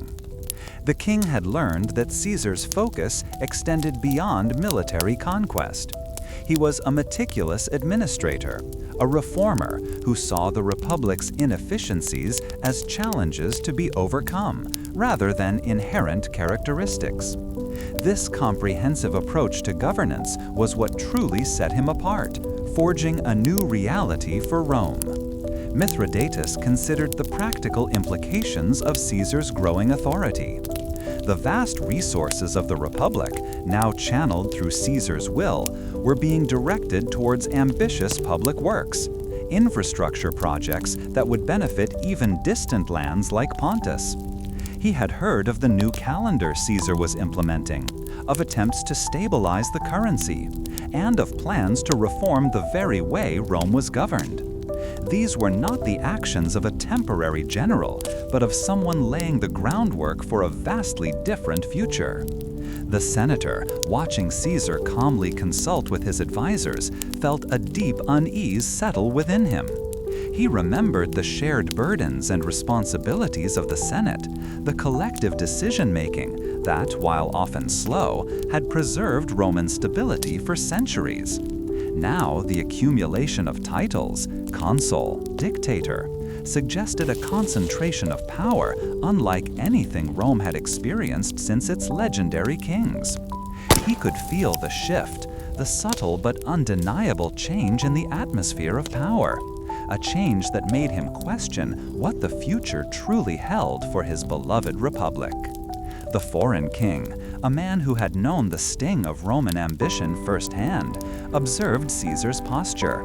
He saw a man who no longer sought the approval of the Senate as his primary goal, but instead relied on the loyalty of his legions and the goodwill of the people he had so effectively courted. Mithridates had learned to read the subtle cues of power, and Caesar radiated an unshakable confidence, a self-assurance born from his triumphs and his vision. He understood that Caesar's ascent was not merely political, it was a fundamental reshaping of Roman identity. As the discussions continued, the senator found himself torn. Part of him longed to speak out, to rally the remaining senators against what he saw as an unprecedented grab for power, a subversion of all they held dear. Yet he also recognized the undeniable benefits that Caesar's decisive leadership had brought to many in Rome. The city was cleaner, safer, and more prosperous under his direct influence. He wrestled with the idea that perhaps, in a world that demanded swift action, the old Republican ways were simply no longer sufficient to guide Rome's immense power. The weight of all these observations pressed upon Mithridates. He had seen empires rise and fall, and he recognized the signs of a profound transformation underway in Rome. Caesar's journey from a respected general to a figure of almost absolute authority was a story he would tell for years to come, a testament to the enduring power of ambition and the ways in which individuals could reshape the destiny of nations. He found himself wondering if the strength of Rome truly lay in its traditional structures or in the singular will of a man like Caesar. The cool marble floor felt grounding beneath the senator's feet as he listened to the distant murmurs of the city, a constant reminder of the populace whose favor Caesar had so thoroughly captured. Within the Senate's shadowed alcoves, away from the forum's clamor, a different kind of Roman stirred. Senator Quintus Valerius, his brow furrowed as he traced the veins of a marble bust, felt the Republic's heart begin to falter. He remembered his youth, when such gatherings were filled with spirited debate, not the hushed conspiratorial murmurs he now heard. And this shift troubled him deeply. This growing unease among men who had once stood as pillars of Rome's strength was palpable, a creeping chill that no brazier seemed able to dispel. His gaze shifted to a group of senators huddled near a portico, their voices low and urgent. Among them was Cassius, a man known for his sharp intellect and even sharper tongue, and Brutus, whose lineage whispered of ancient liberties. Quintus recognized the coiled tension in their postures, the furtive glances they exchanged, the way they pulled their togas tighter as if warding off an unseen threat. He sensed a shared purpose among them, one that seemed both desperate and daring, a dangerous cocktail that had brewed in the shadows of Caesar's ever-increasing authority. "He accumulates powers," Cassius hissed, his voice a dry rustle of parchment, "as a beggar gathers coins. Offices, titles, commands, all bowed to his will. He is no longer a consul or even a first citizen. He is becoming something else." Quintus strained to catch more, the words echoing the anxieties that gnawed at many within the Curia Hostilia, the Senate House, where discussions of policy had long ago been overshadowed by whispers of one man's dominance. A young senator, Lucius Cornelius, his face flushed with a mixture of awe and trepidation, approached Quintus. "Did you hear the news from the east, Senator?" Lucius asked, his voice trembling slightly. "The king of Pontus, Mithridates, has been decisively defeated by Pompey's legions. Another triumph for Rome, and another feather in Pompey's cap, but also another testament to the strength of Roman arms abroad." Lucius's enthusiasm was genuine, yet it was tinged with a growing concern, a question of how these distant victories reflect back on the men who wielded power in the heart of the Republic. Quintus nodded, a grim acknowledgement. These successes, while bolstering Rome's prestige, also seemed to fuel a dangerous ambition in men like Caesar, who used military glory as a ladder to even greater influence. He recalled the tales of past republics, how the admiration for victorious generals had sometimes paved the way for tyranny, a cautionary thread woven through the tapestry of Roman history that many seemed eager to ignore. He wondered if the careful balance of power, the very essence of their governance, was becoming a relic of a bygone era. Later that evening, as the lamps cast long shadows across his study, Quintus received a sealed scroll, delivered by a breathless messenger. It bore the discreet insignia of Cassius. Unrolling it, Quintus found not a request for his opinion, but a list of names, circled with deliberate strokes, and a single stark sentence. "Rome needs its strength restored. Will you stand with us?" The weight of the parchment seemed to press into his hand, a physical manifestation of the moral crossroads laid before him. He thought of Caesar's grand public works, the spectacles he provided for the plebs, the widespread feeling of stability his strong hand seemed to bring. Many people in the city felt that Caesar, with his decisive actions, had rescued Rome from chaos, a sentiment that made men like Cassius seem like obstructionists, clinging to outdated ideals. This was the central debate among Rome's leaders. Was Caesar a savior or the Republic's destroyer? The scroll lay open, the names swimming before his eyes. Cato, Servilius, Scipio, and others whose families had long held sway in the Senate.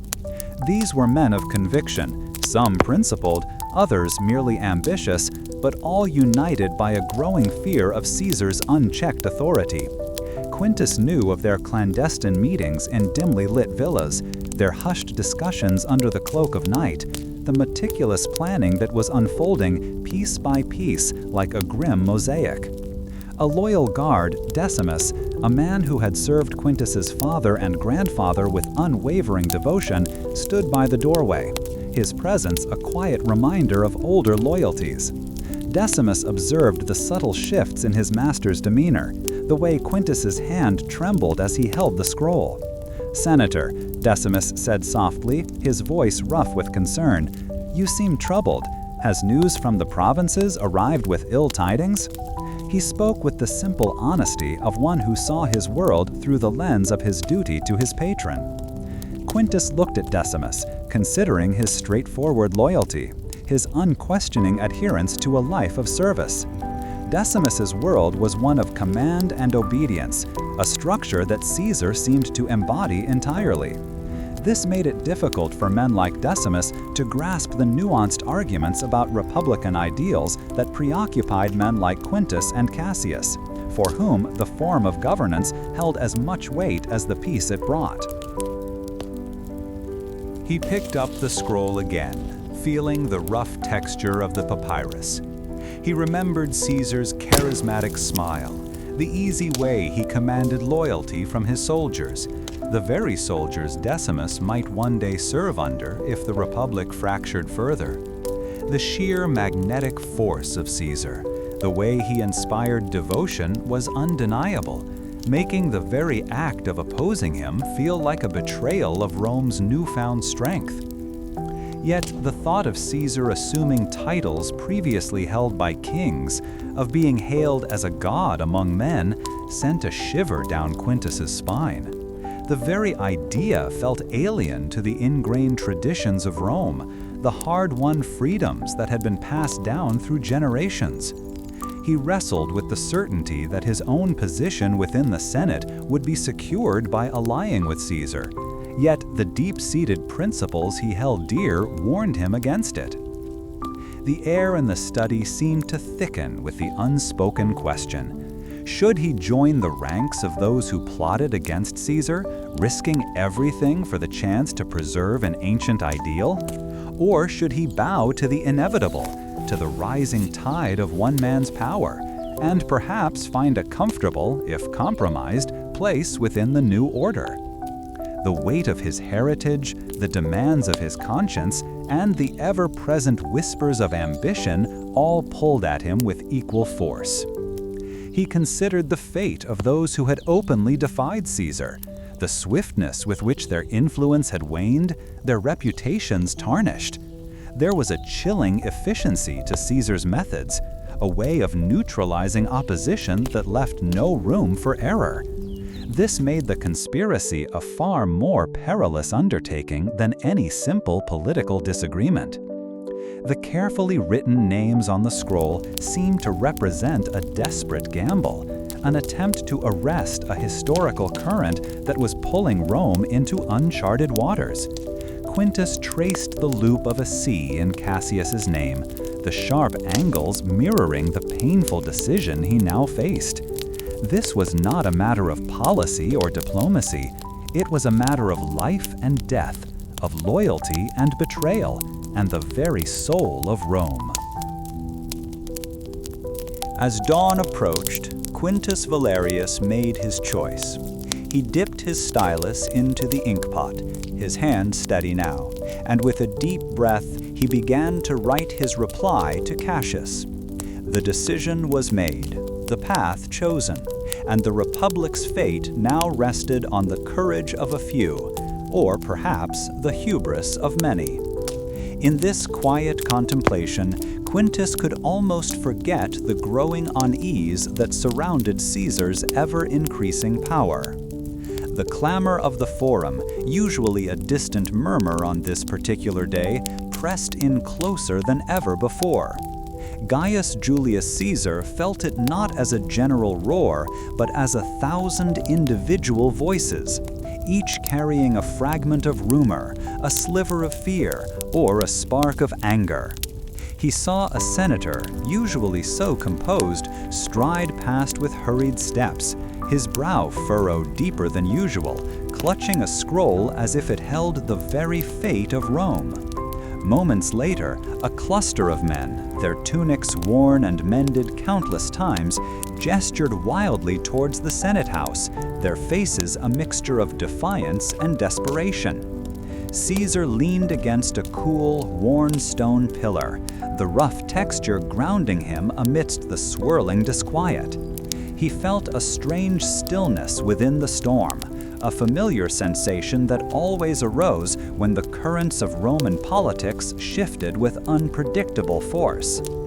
"They say he is preparing to address the Senate again," whispered Marcus, a younger associate whose eagerness often outpaced his caution.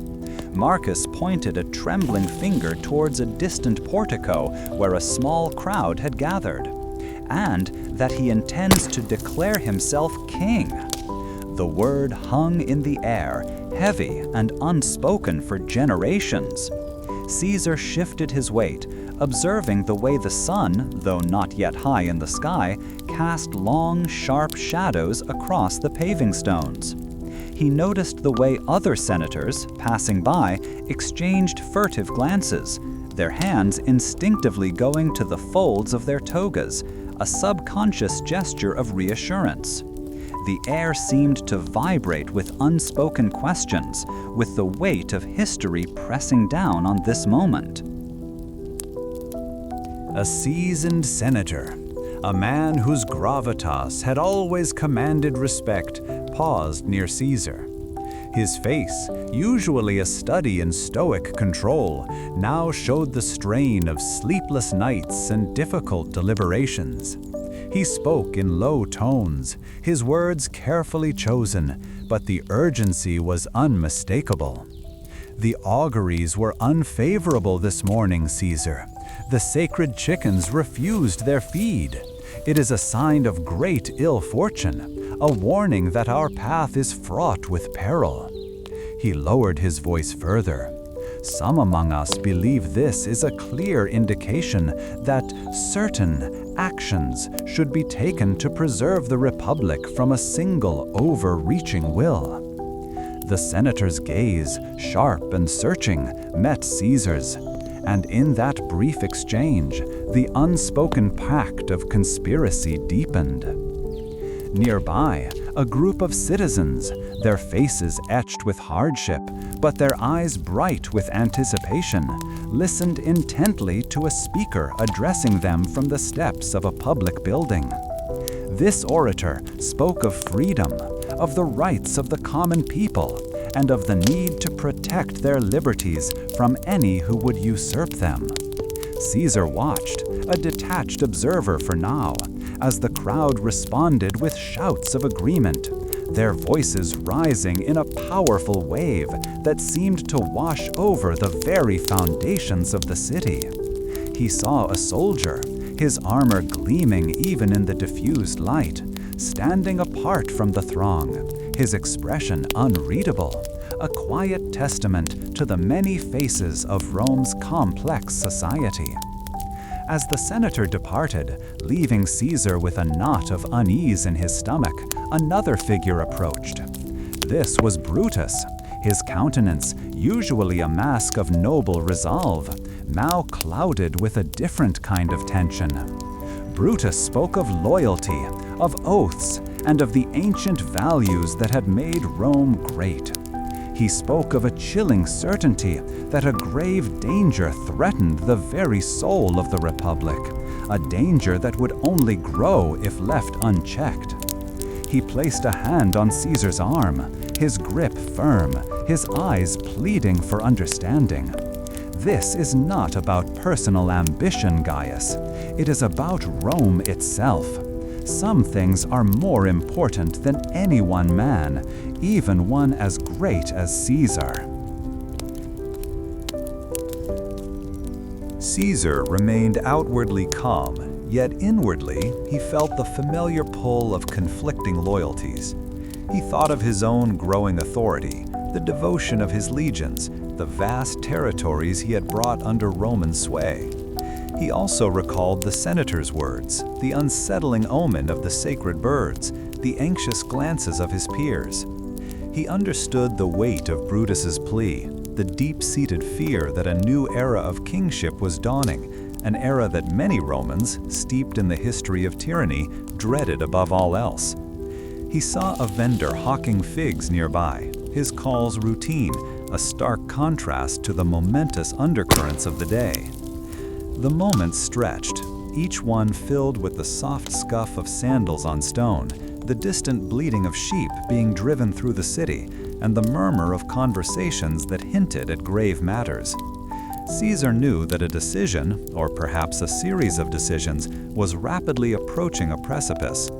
He watched a young boy, no older than 10, chase a pigeon across the open space, his laughter a fleeting, innocent sound in the charged atmosphere.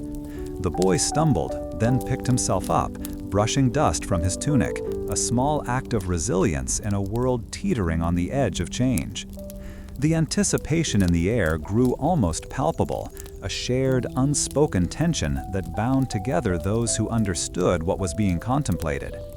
Caesar felt a wave of heat rise to his cheeks, not from the sun, but from the internal pressure of the moment.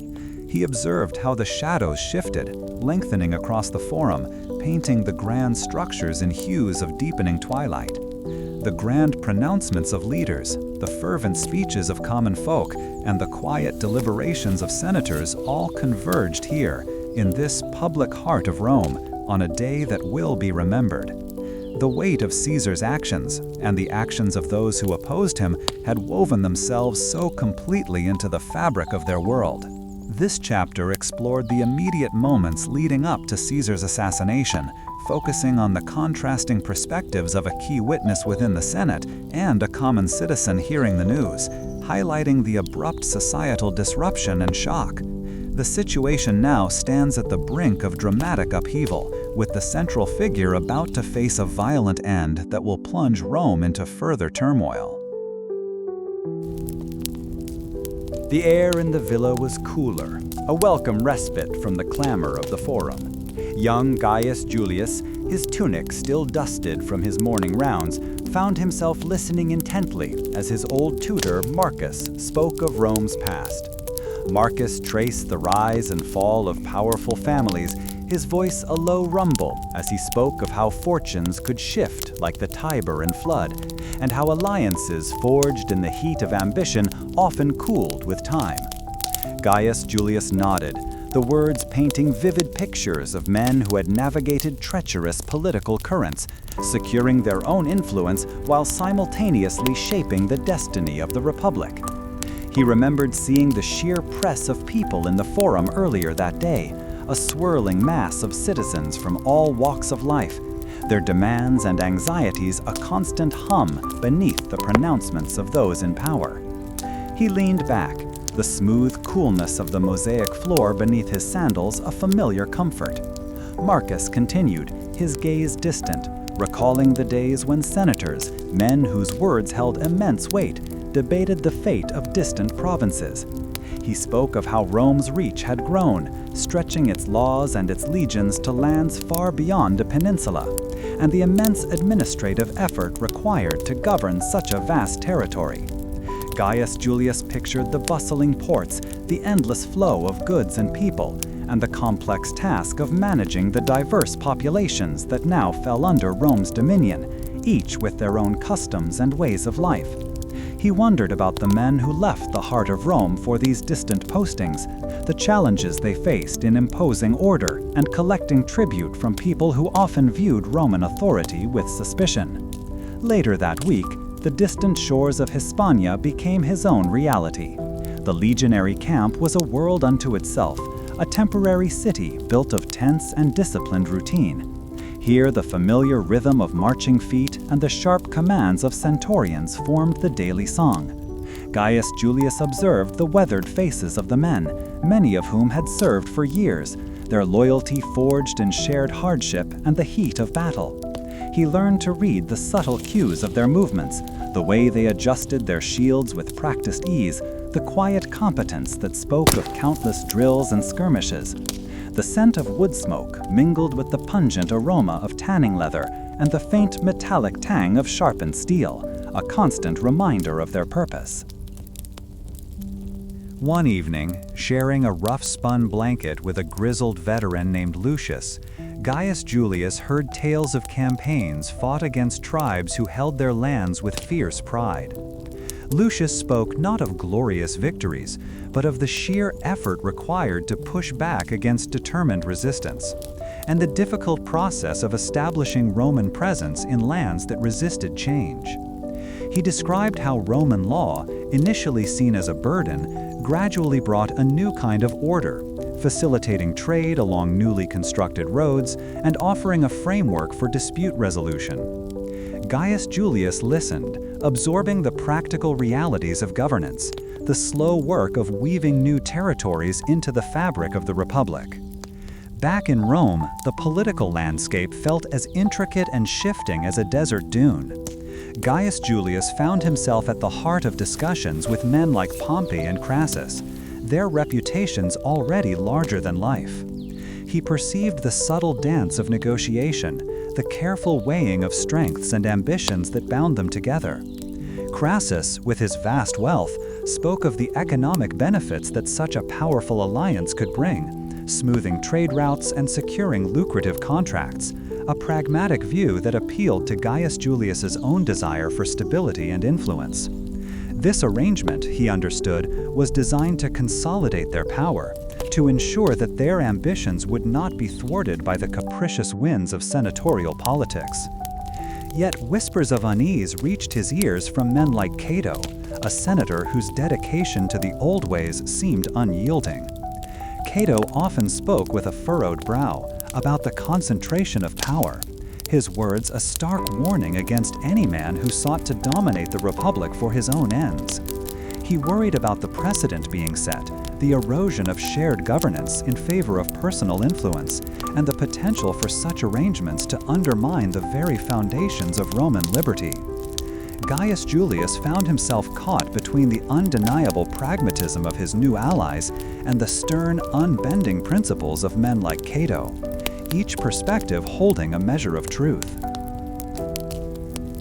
The call to Gaul offered a different kind of challenge, a stark test of his developing leadership.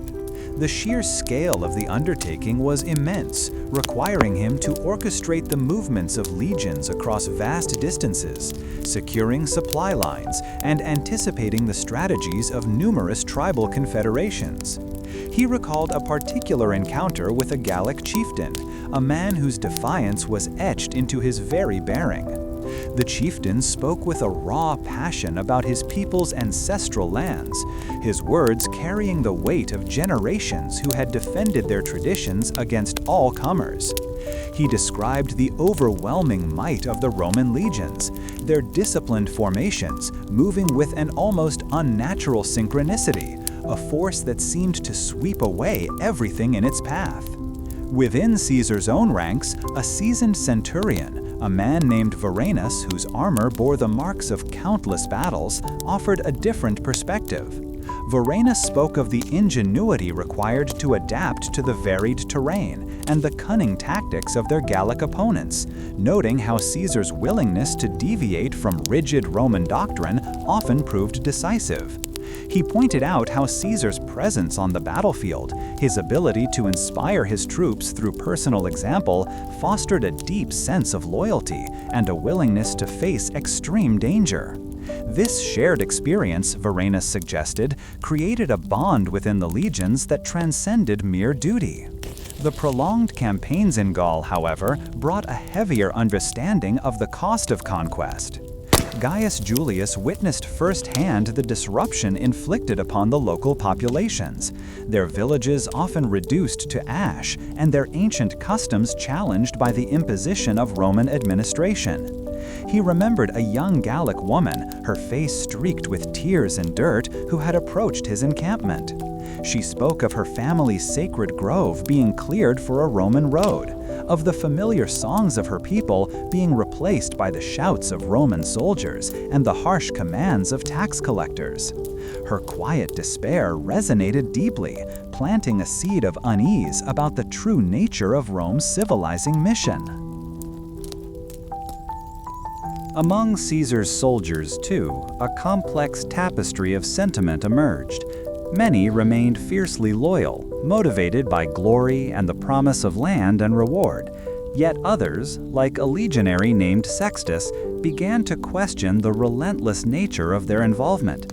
Sextus had formed a hesitant friendship with a Gallic healer, sharing meals and stories across the divide of war, and he confessed to Gaius Julius his growing unease about the constant destruction, the displacement of families, and the deep-seated resentment he sensed from those they were subduing. He wondered aloud if Rome was creating more enemies than it was pacifying. Back in Rome, the Senate's unease grew with each dispatch from Gaul. Gaius Julius perceived the shifting alliances within the marble halls, the hushed conversations that ceased when he approached, and the palpable tension that seemed to follow him. A senior senator, a man whose family name had been prominent for generations, cornered him one afternoon. He spoke in low tones of past republics that had been undone by men who amassed too much personal power, his eyes darting nervously towards the assembled members of the Senate. He saw Caesar's popularity, his military triumphs, and his growing influence as a grave threat to the established order, a dangerous deviation from the collective rule that defined Rome.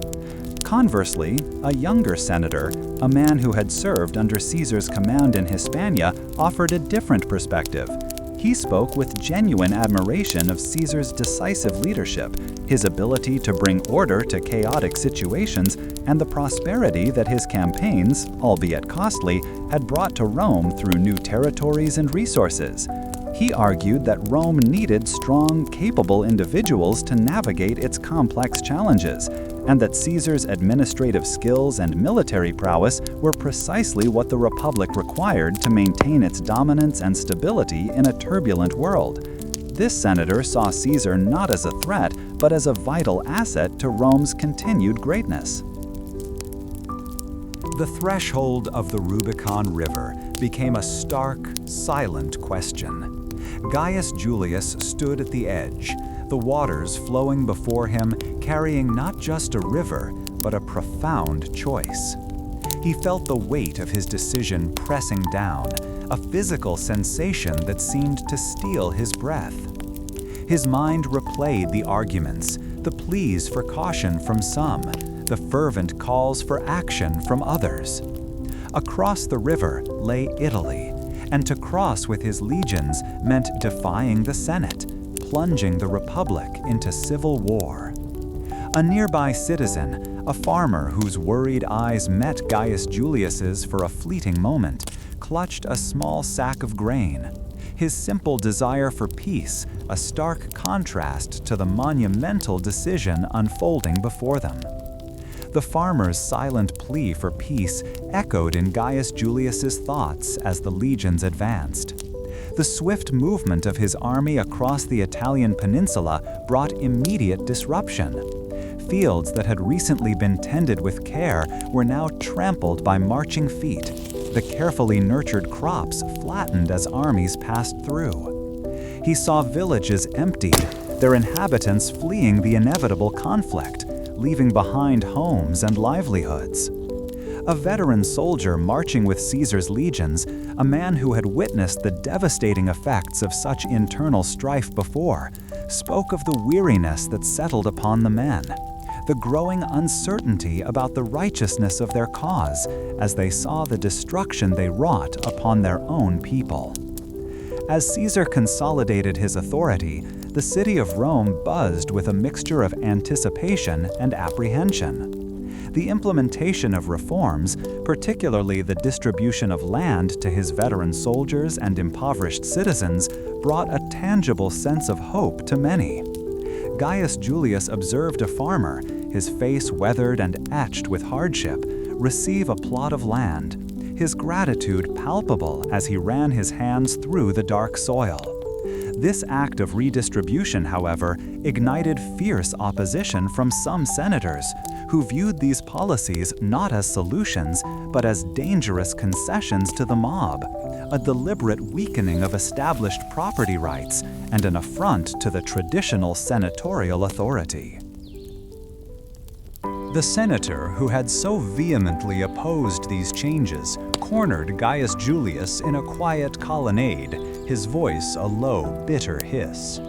He spoke of Caesar's increasing reliance on personal decree, his accumulation of titles that smacked of kingship, and his perceived disregard for the established customs of the Republic. He argued that Caesar was dismantling the very institutions that had made Rome great, replacing the rule of law with the rule of one man. Gaius Julius listened, acknowledging the senator's deep-seated concerns, even as he held firm in his belief that these reforms were necessary to address the deep inequalities that had festered for too long within Roman society. Meanwhile, the conspiracy against Caesar grew in the shadows of the Senate. Senators like Cassius and Brutus, their faces often set in grim determination, met in hushed conclaves, their debates ranging from philosophical justifications for tyrannicide to the practicalities of striking a decisive blow. Gaius Julius, though aware of the simmering discontent, seemed to dismiss the immediate threat, his focus seemingly on the grand projects and reforms he was implementing. A loyal guard, a man named Titus, who had served Caesar for years, noticed subtle changes in his demeanor, a growing weariness, a certain detachment, and a tendency to dismiss even well-meaning warnings as the paranoia of lesser men. The fateful Ides of March arrived with a deceptive calm. Gaius Julius entered the Curia, unaware that the very men he had pardoned and promoted were waiting. As the first blades flashed, a cry of disbelief tore through the chamber, quickly swallowed by the brutal efficiency of the attackers. Senators scattered, some in horror, others in fearful pursuit of their own safety. Outside the Senate House, a baker, his hands still dusted with flour, heard the commotion and saw senators fleeing, their togas torn and their faces pale with shock. He rushed into the street, his mind reeling, wondering what momentous event had just unfolded to send the esteemed members of the Senate fleeing in such disarray. The immediate aftermath of Caesar's demise plunged Rome into a maelstrom of uncertainty and fear. His young heir, Octavian, a shrewd and calculating young man, began to gather support, navigating the treacherous currents of Roman politics with a surprising early mastery. However, he faced opposition from powerful figures, including Antony, who had been a close ally of Caesar, and others who saw the power vacuum as an opportunity to advance their own claims. A common soldier, a man who had fought and bled for Caesar in Gaul, found himself caught in this new turmoil. He expressed his confusion and weariness to his comrades, having fought for one leader only to be drawn into yet another struggle for control, questioning where their loyalties truly lay in this fractured republic. As Octavian's influence grew, solidifying his position and eventually leading to the establishment of a new order, the echoes of Caesar's actions reverberated through the centuries. A future Roman emperor, standing in the Forum many years later, reflected on the path that had been forged, acknowledging Caesar's pivotal role in transforming Rome. He saw how Caesar's ambition, his willingness to challenge existing structures, and the dramatic events of his life had irrevocably altered the course of Roman governance, paving the way for a new era. This historian, a man dedicated to understanding the flow of power, marveled at how one individual's pursuit of influence could so profoundly reshape the destiny of an entire civilization, leading to the eventual end of the Republic as it had once been known. As Octavian prepared for the arduous task of uniting the fractured Republic, the distant cries of the city's night watch provided a familiar rhythm to the anxious dawn. A keen sense of change permeated the air as the years unfolded after Caesar's passing, subtly altering the very fabric of Roman life. One might see an elder citizen pause, his weathered hands tracing the worn marble of a public building, a flicker of memory crossing his face as he recalled the debates that once filled the Senate's halls, a stark contrast to the quiet deference now paid to pronouncements from a single dominant voice. The old ways of communal decision-making, where voices from across the city might be heard, had begun to fade, replaced by a more directed approach to governance, much like a swift river carving a new path through familiar landscape. This transformation, gradual yet profound, reshaped how Romans interacted with their leaders and, indeed, with each other, as the echoes of past freedoms mingled with the emerging order. Within the heart of the city, the bustling Forum now felt different to those who had known it in years past. Less a stage for boisterous public discourse, and more a carefully managed space where official pronouncements carried the weight of absolute authority. The younger generation, growing up in this new climate, knew no other way. Their understanding of leadership shaped by the enduring presence of Caesar's legacy, now actively nurtured and expanded by those who followed him. These new leaders, inheritors of a reshaped republic, spoke of stability and efficiency, pointing to vast building projects and orderly administration as proof of their success, measures that spoke of a new kind of civic pride. Yet for some, there remained a quiet question, a persistent whisper about the vibrancy lost, like a familiar song replaced by a more formal, less personal melody. A historian, his brow furrowed with the effort of piecing together a complex past, might spend his days poring over scrolls in a quiet alcove, trying to untangle the intricate threads that led from the old republic to the burgeoning imperial system. He would meticulously note how Caesar's decisive actions, born of personal ambition and a keen understanding of Rome's needs, had undeniably set a new course, a powerful wave that reshaped the entire coastline of Roman governance. His work involved observing how the very structures of power, once distributed amongst many, had gradually concentrated into fewer hands, a process that began with Caesar's unprecedented authority and continued to evolve, much like a sculptor refining a magnificent but perhaps slightly imposing statue.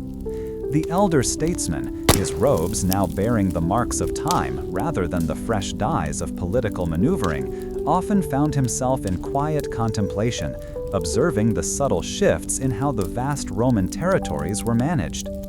He remembered days when provincial governors operated with a degree of autonomy, their decisions influenced by local customs and the practical needs of their regions, a system that, while sometimes chaotic, allowed for diverse ways of life to flourish under Roman law.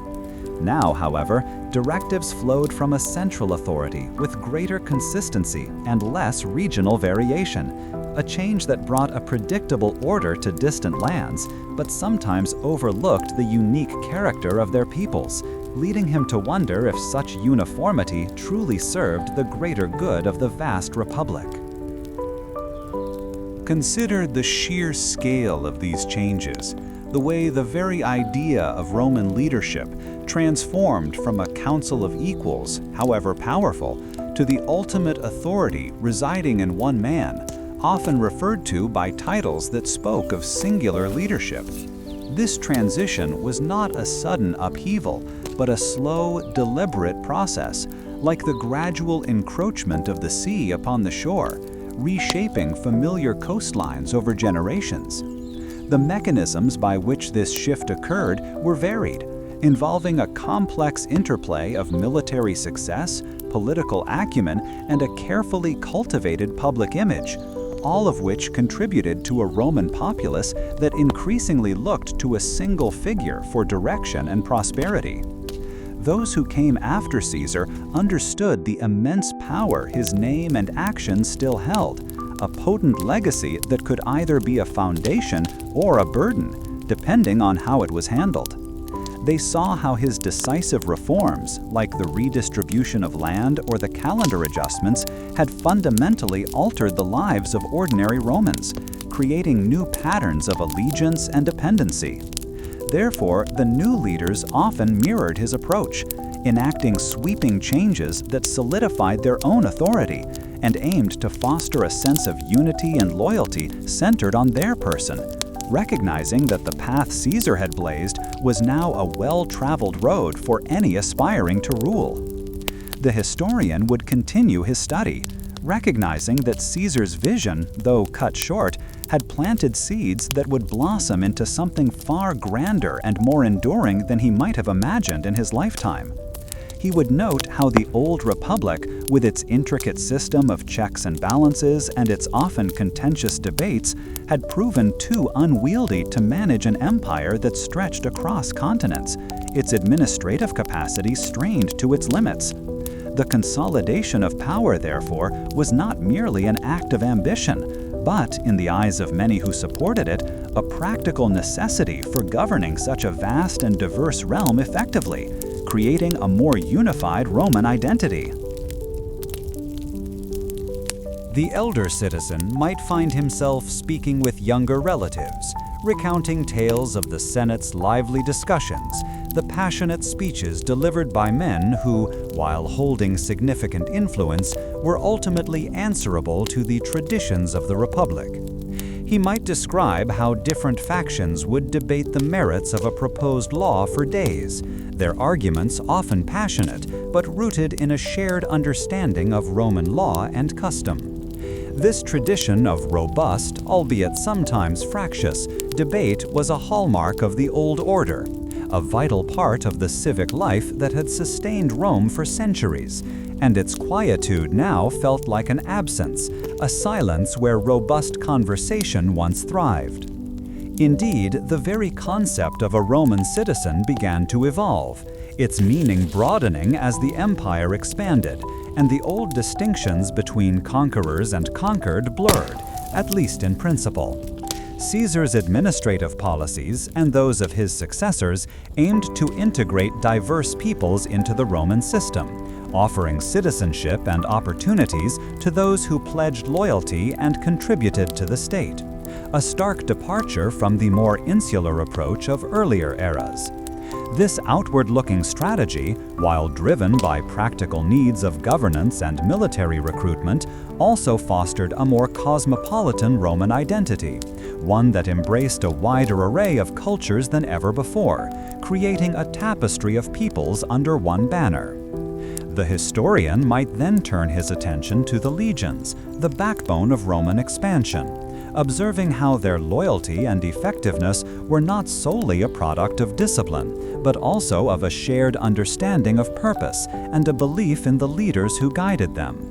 He would examine how Caesar, a master of troop morale, had fostered a deep personal connection with his soldiers, sharing their hardships and inspiring them through his own courage, a practice that became a model for future commanders.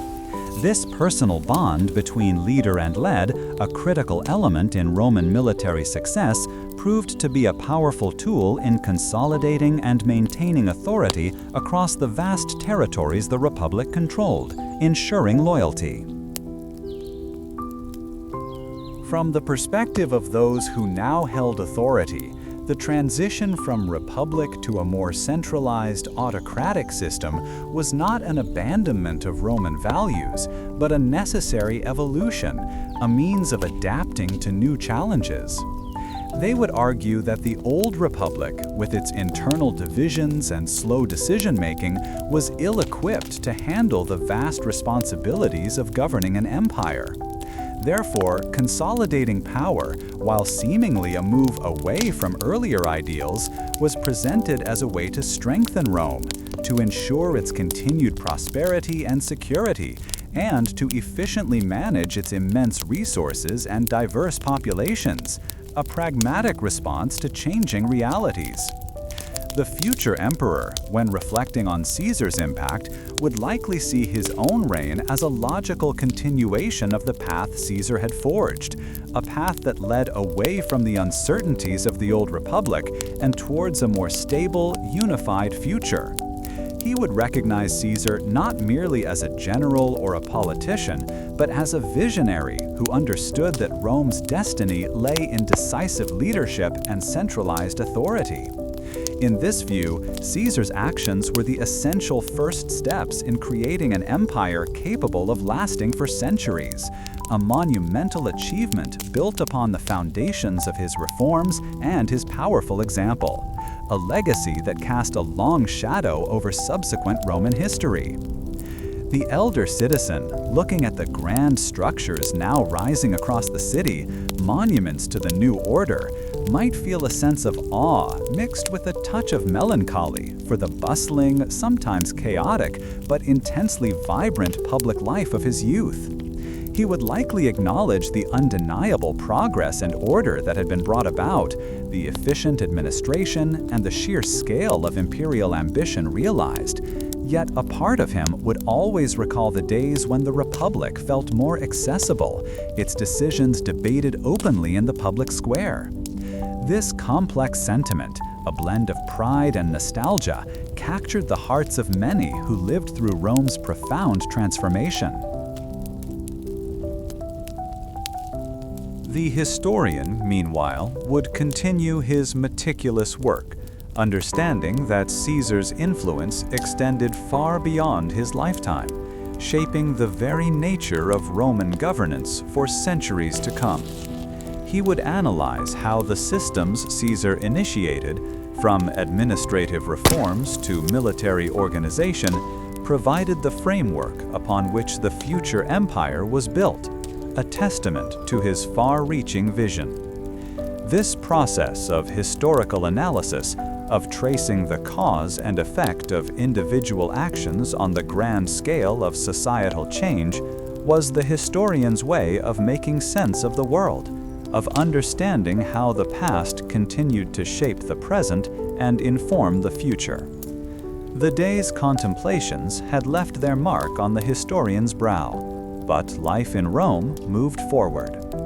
As the day draws to a close, let the mighty currents of the Roman Republic that carried Gaius Julius Caesar from his early years through his ambitious rise to power, his impactful reforms, the tumultuous civil wars, and ultimately his fateful assassination, now recede like a gentle tide. Imagine the Forum, quiet now after a day of fervent debate and grand pronouncements, settling into a peaceful hush. Think of the legions, finally at rest after their campaigns, their banners furled, their weary soldiers finding solace in slumber. May the grand narratives of power and change, so vividly etched in Caesar's life, dissolve into the quiet stillness of the night. Let the echoes of the Senate's pronouncements and the clash of arms fade, replaced by the soft, reassuring rhythm of your own breath. As Rome sleeps, so too may you find deep, restorative peace. Rest now, letting the vast sweep of history cradle you into a tranquil night's sleep. Good night.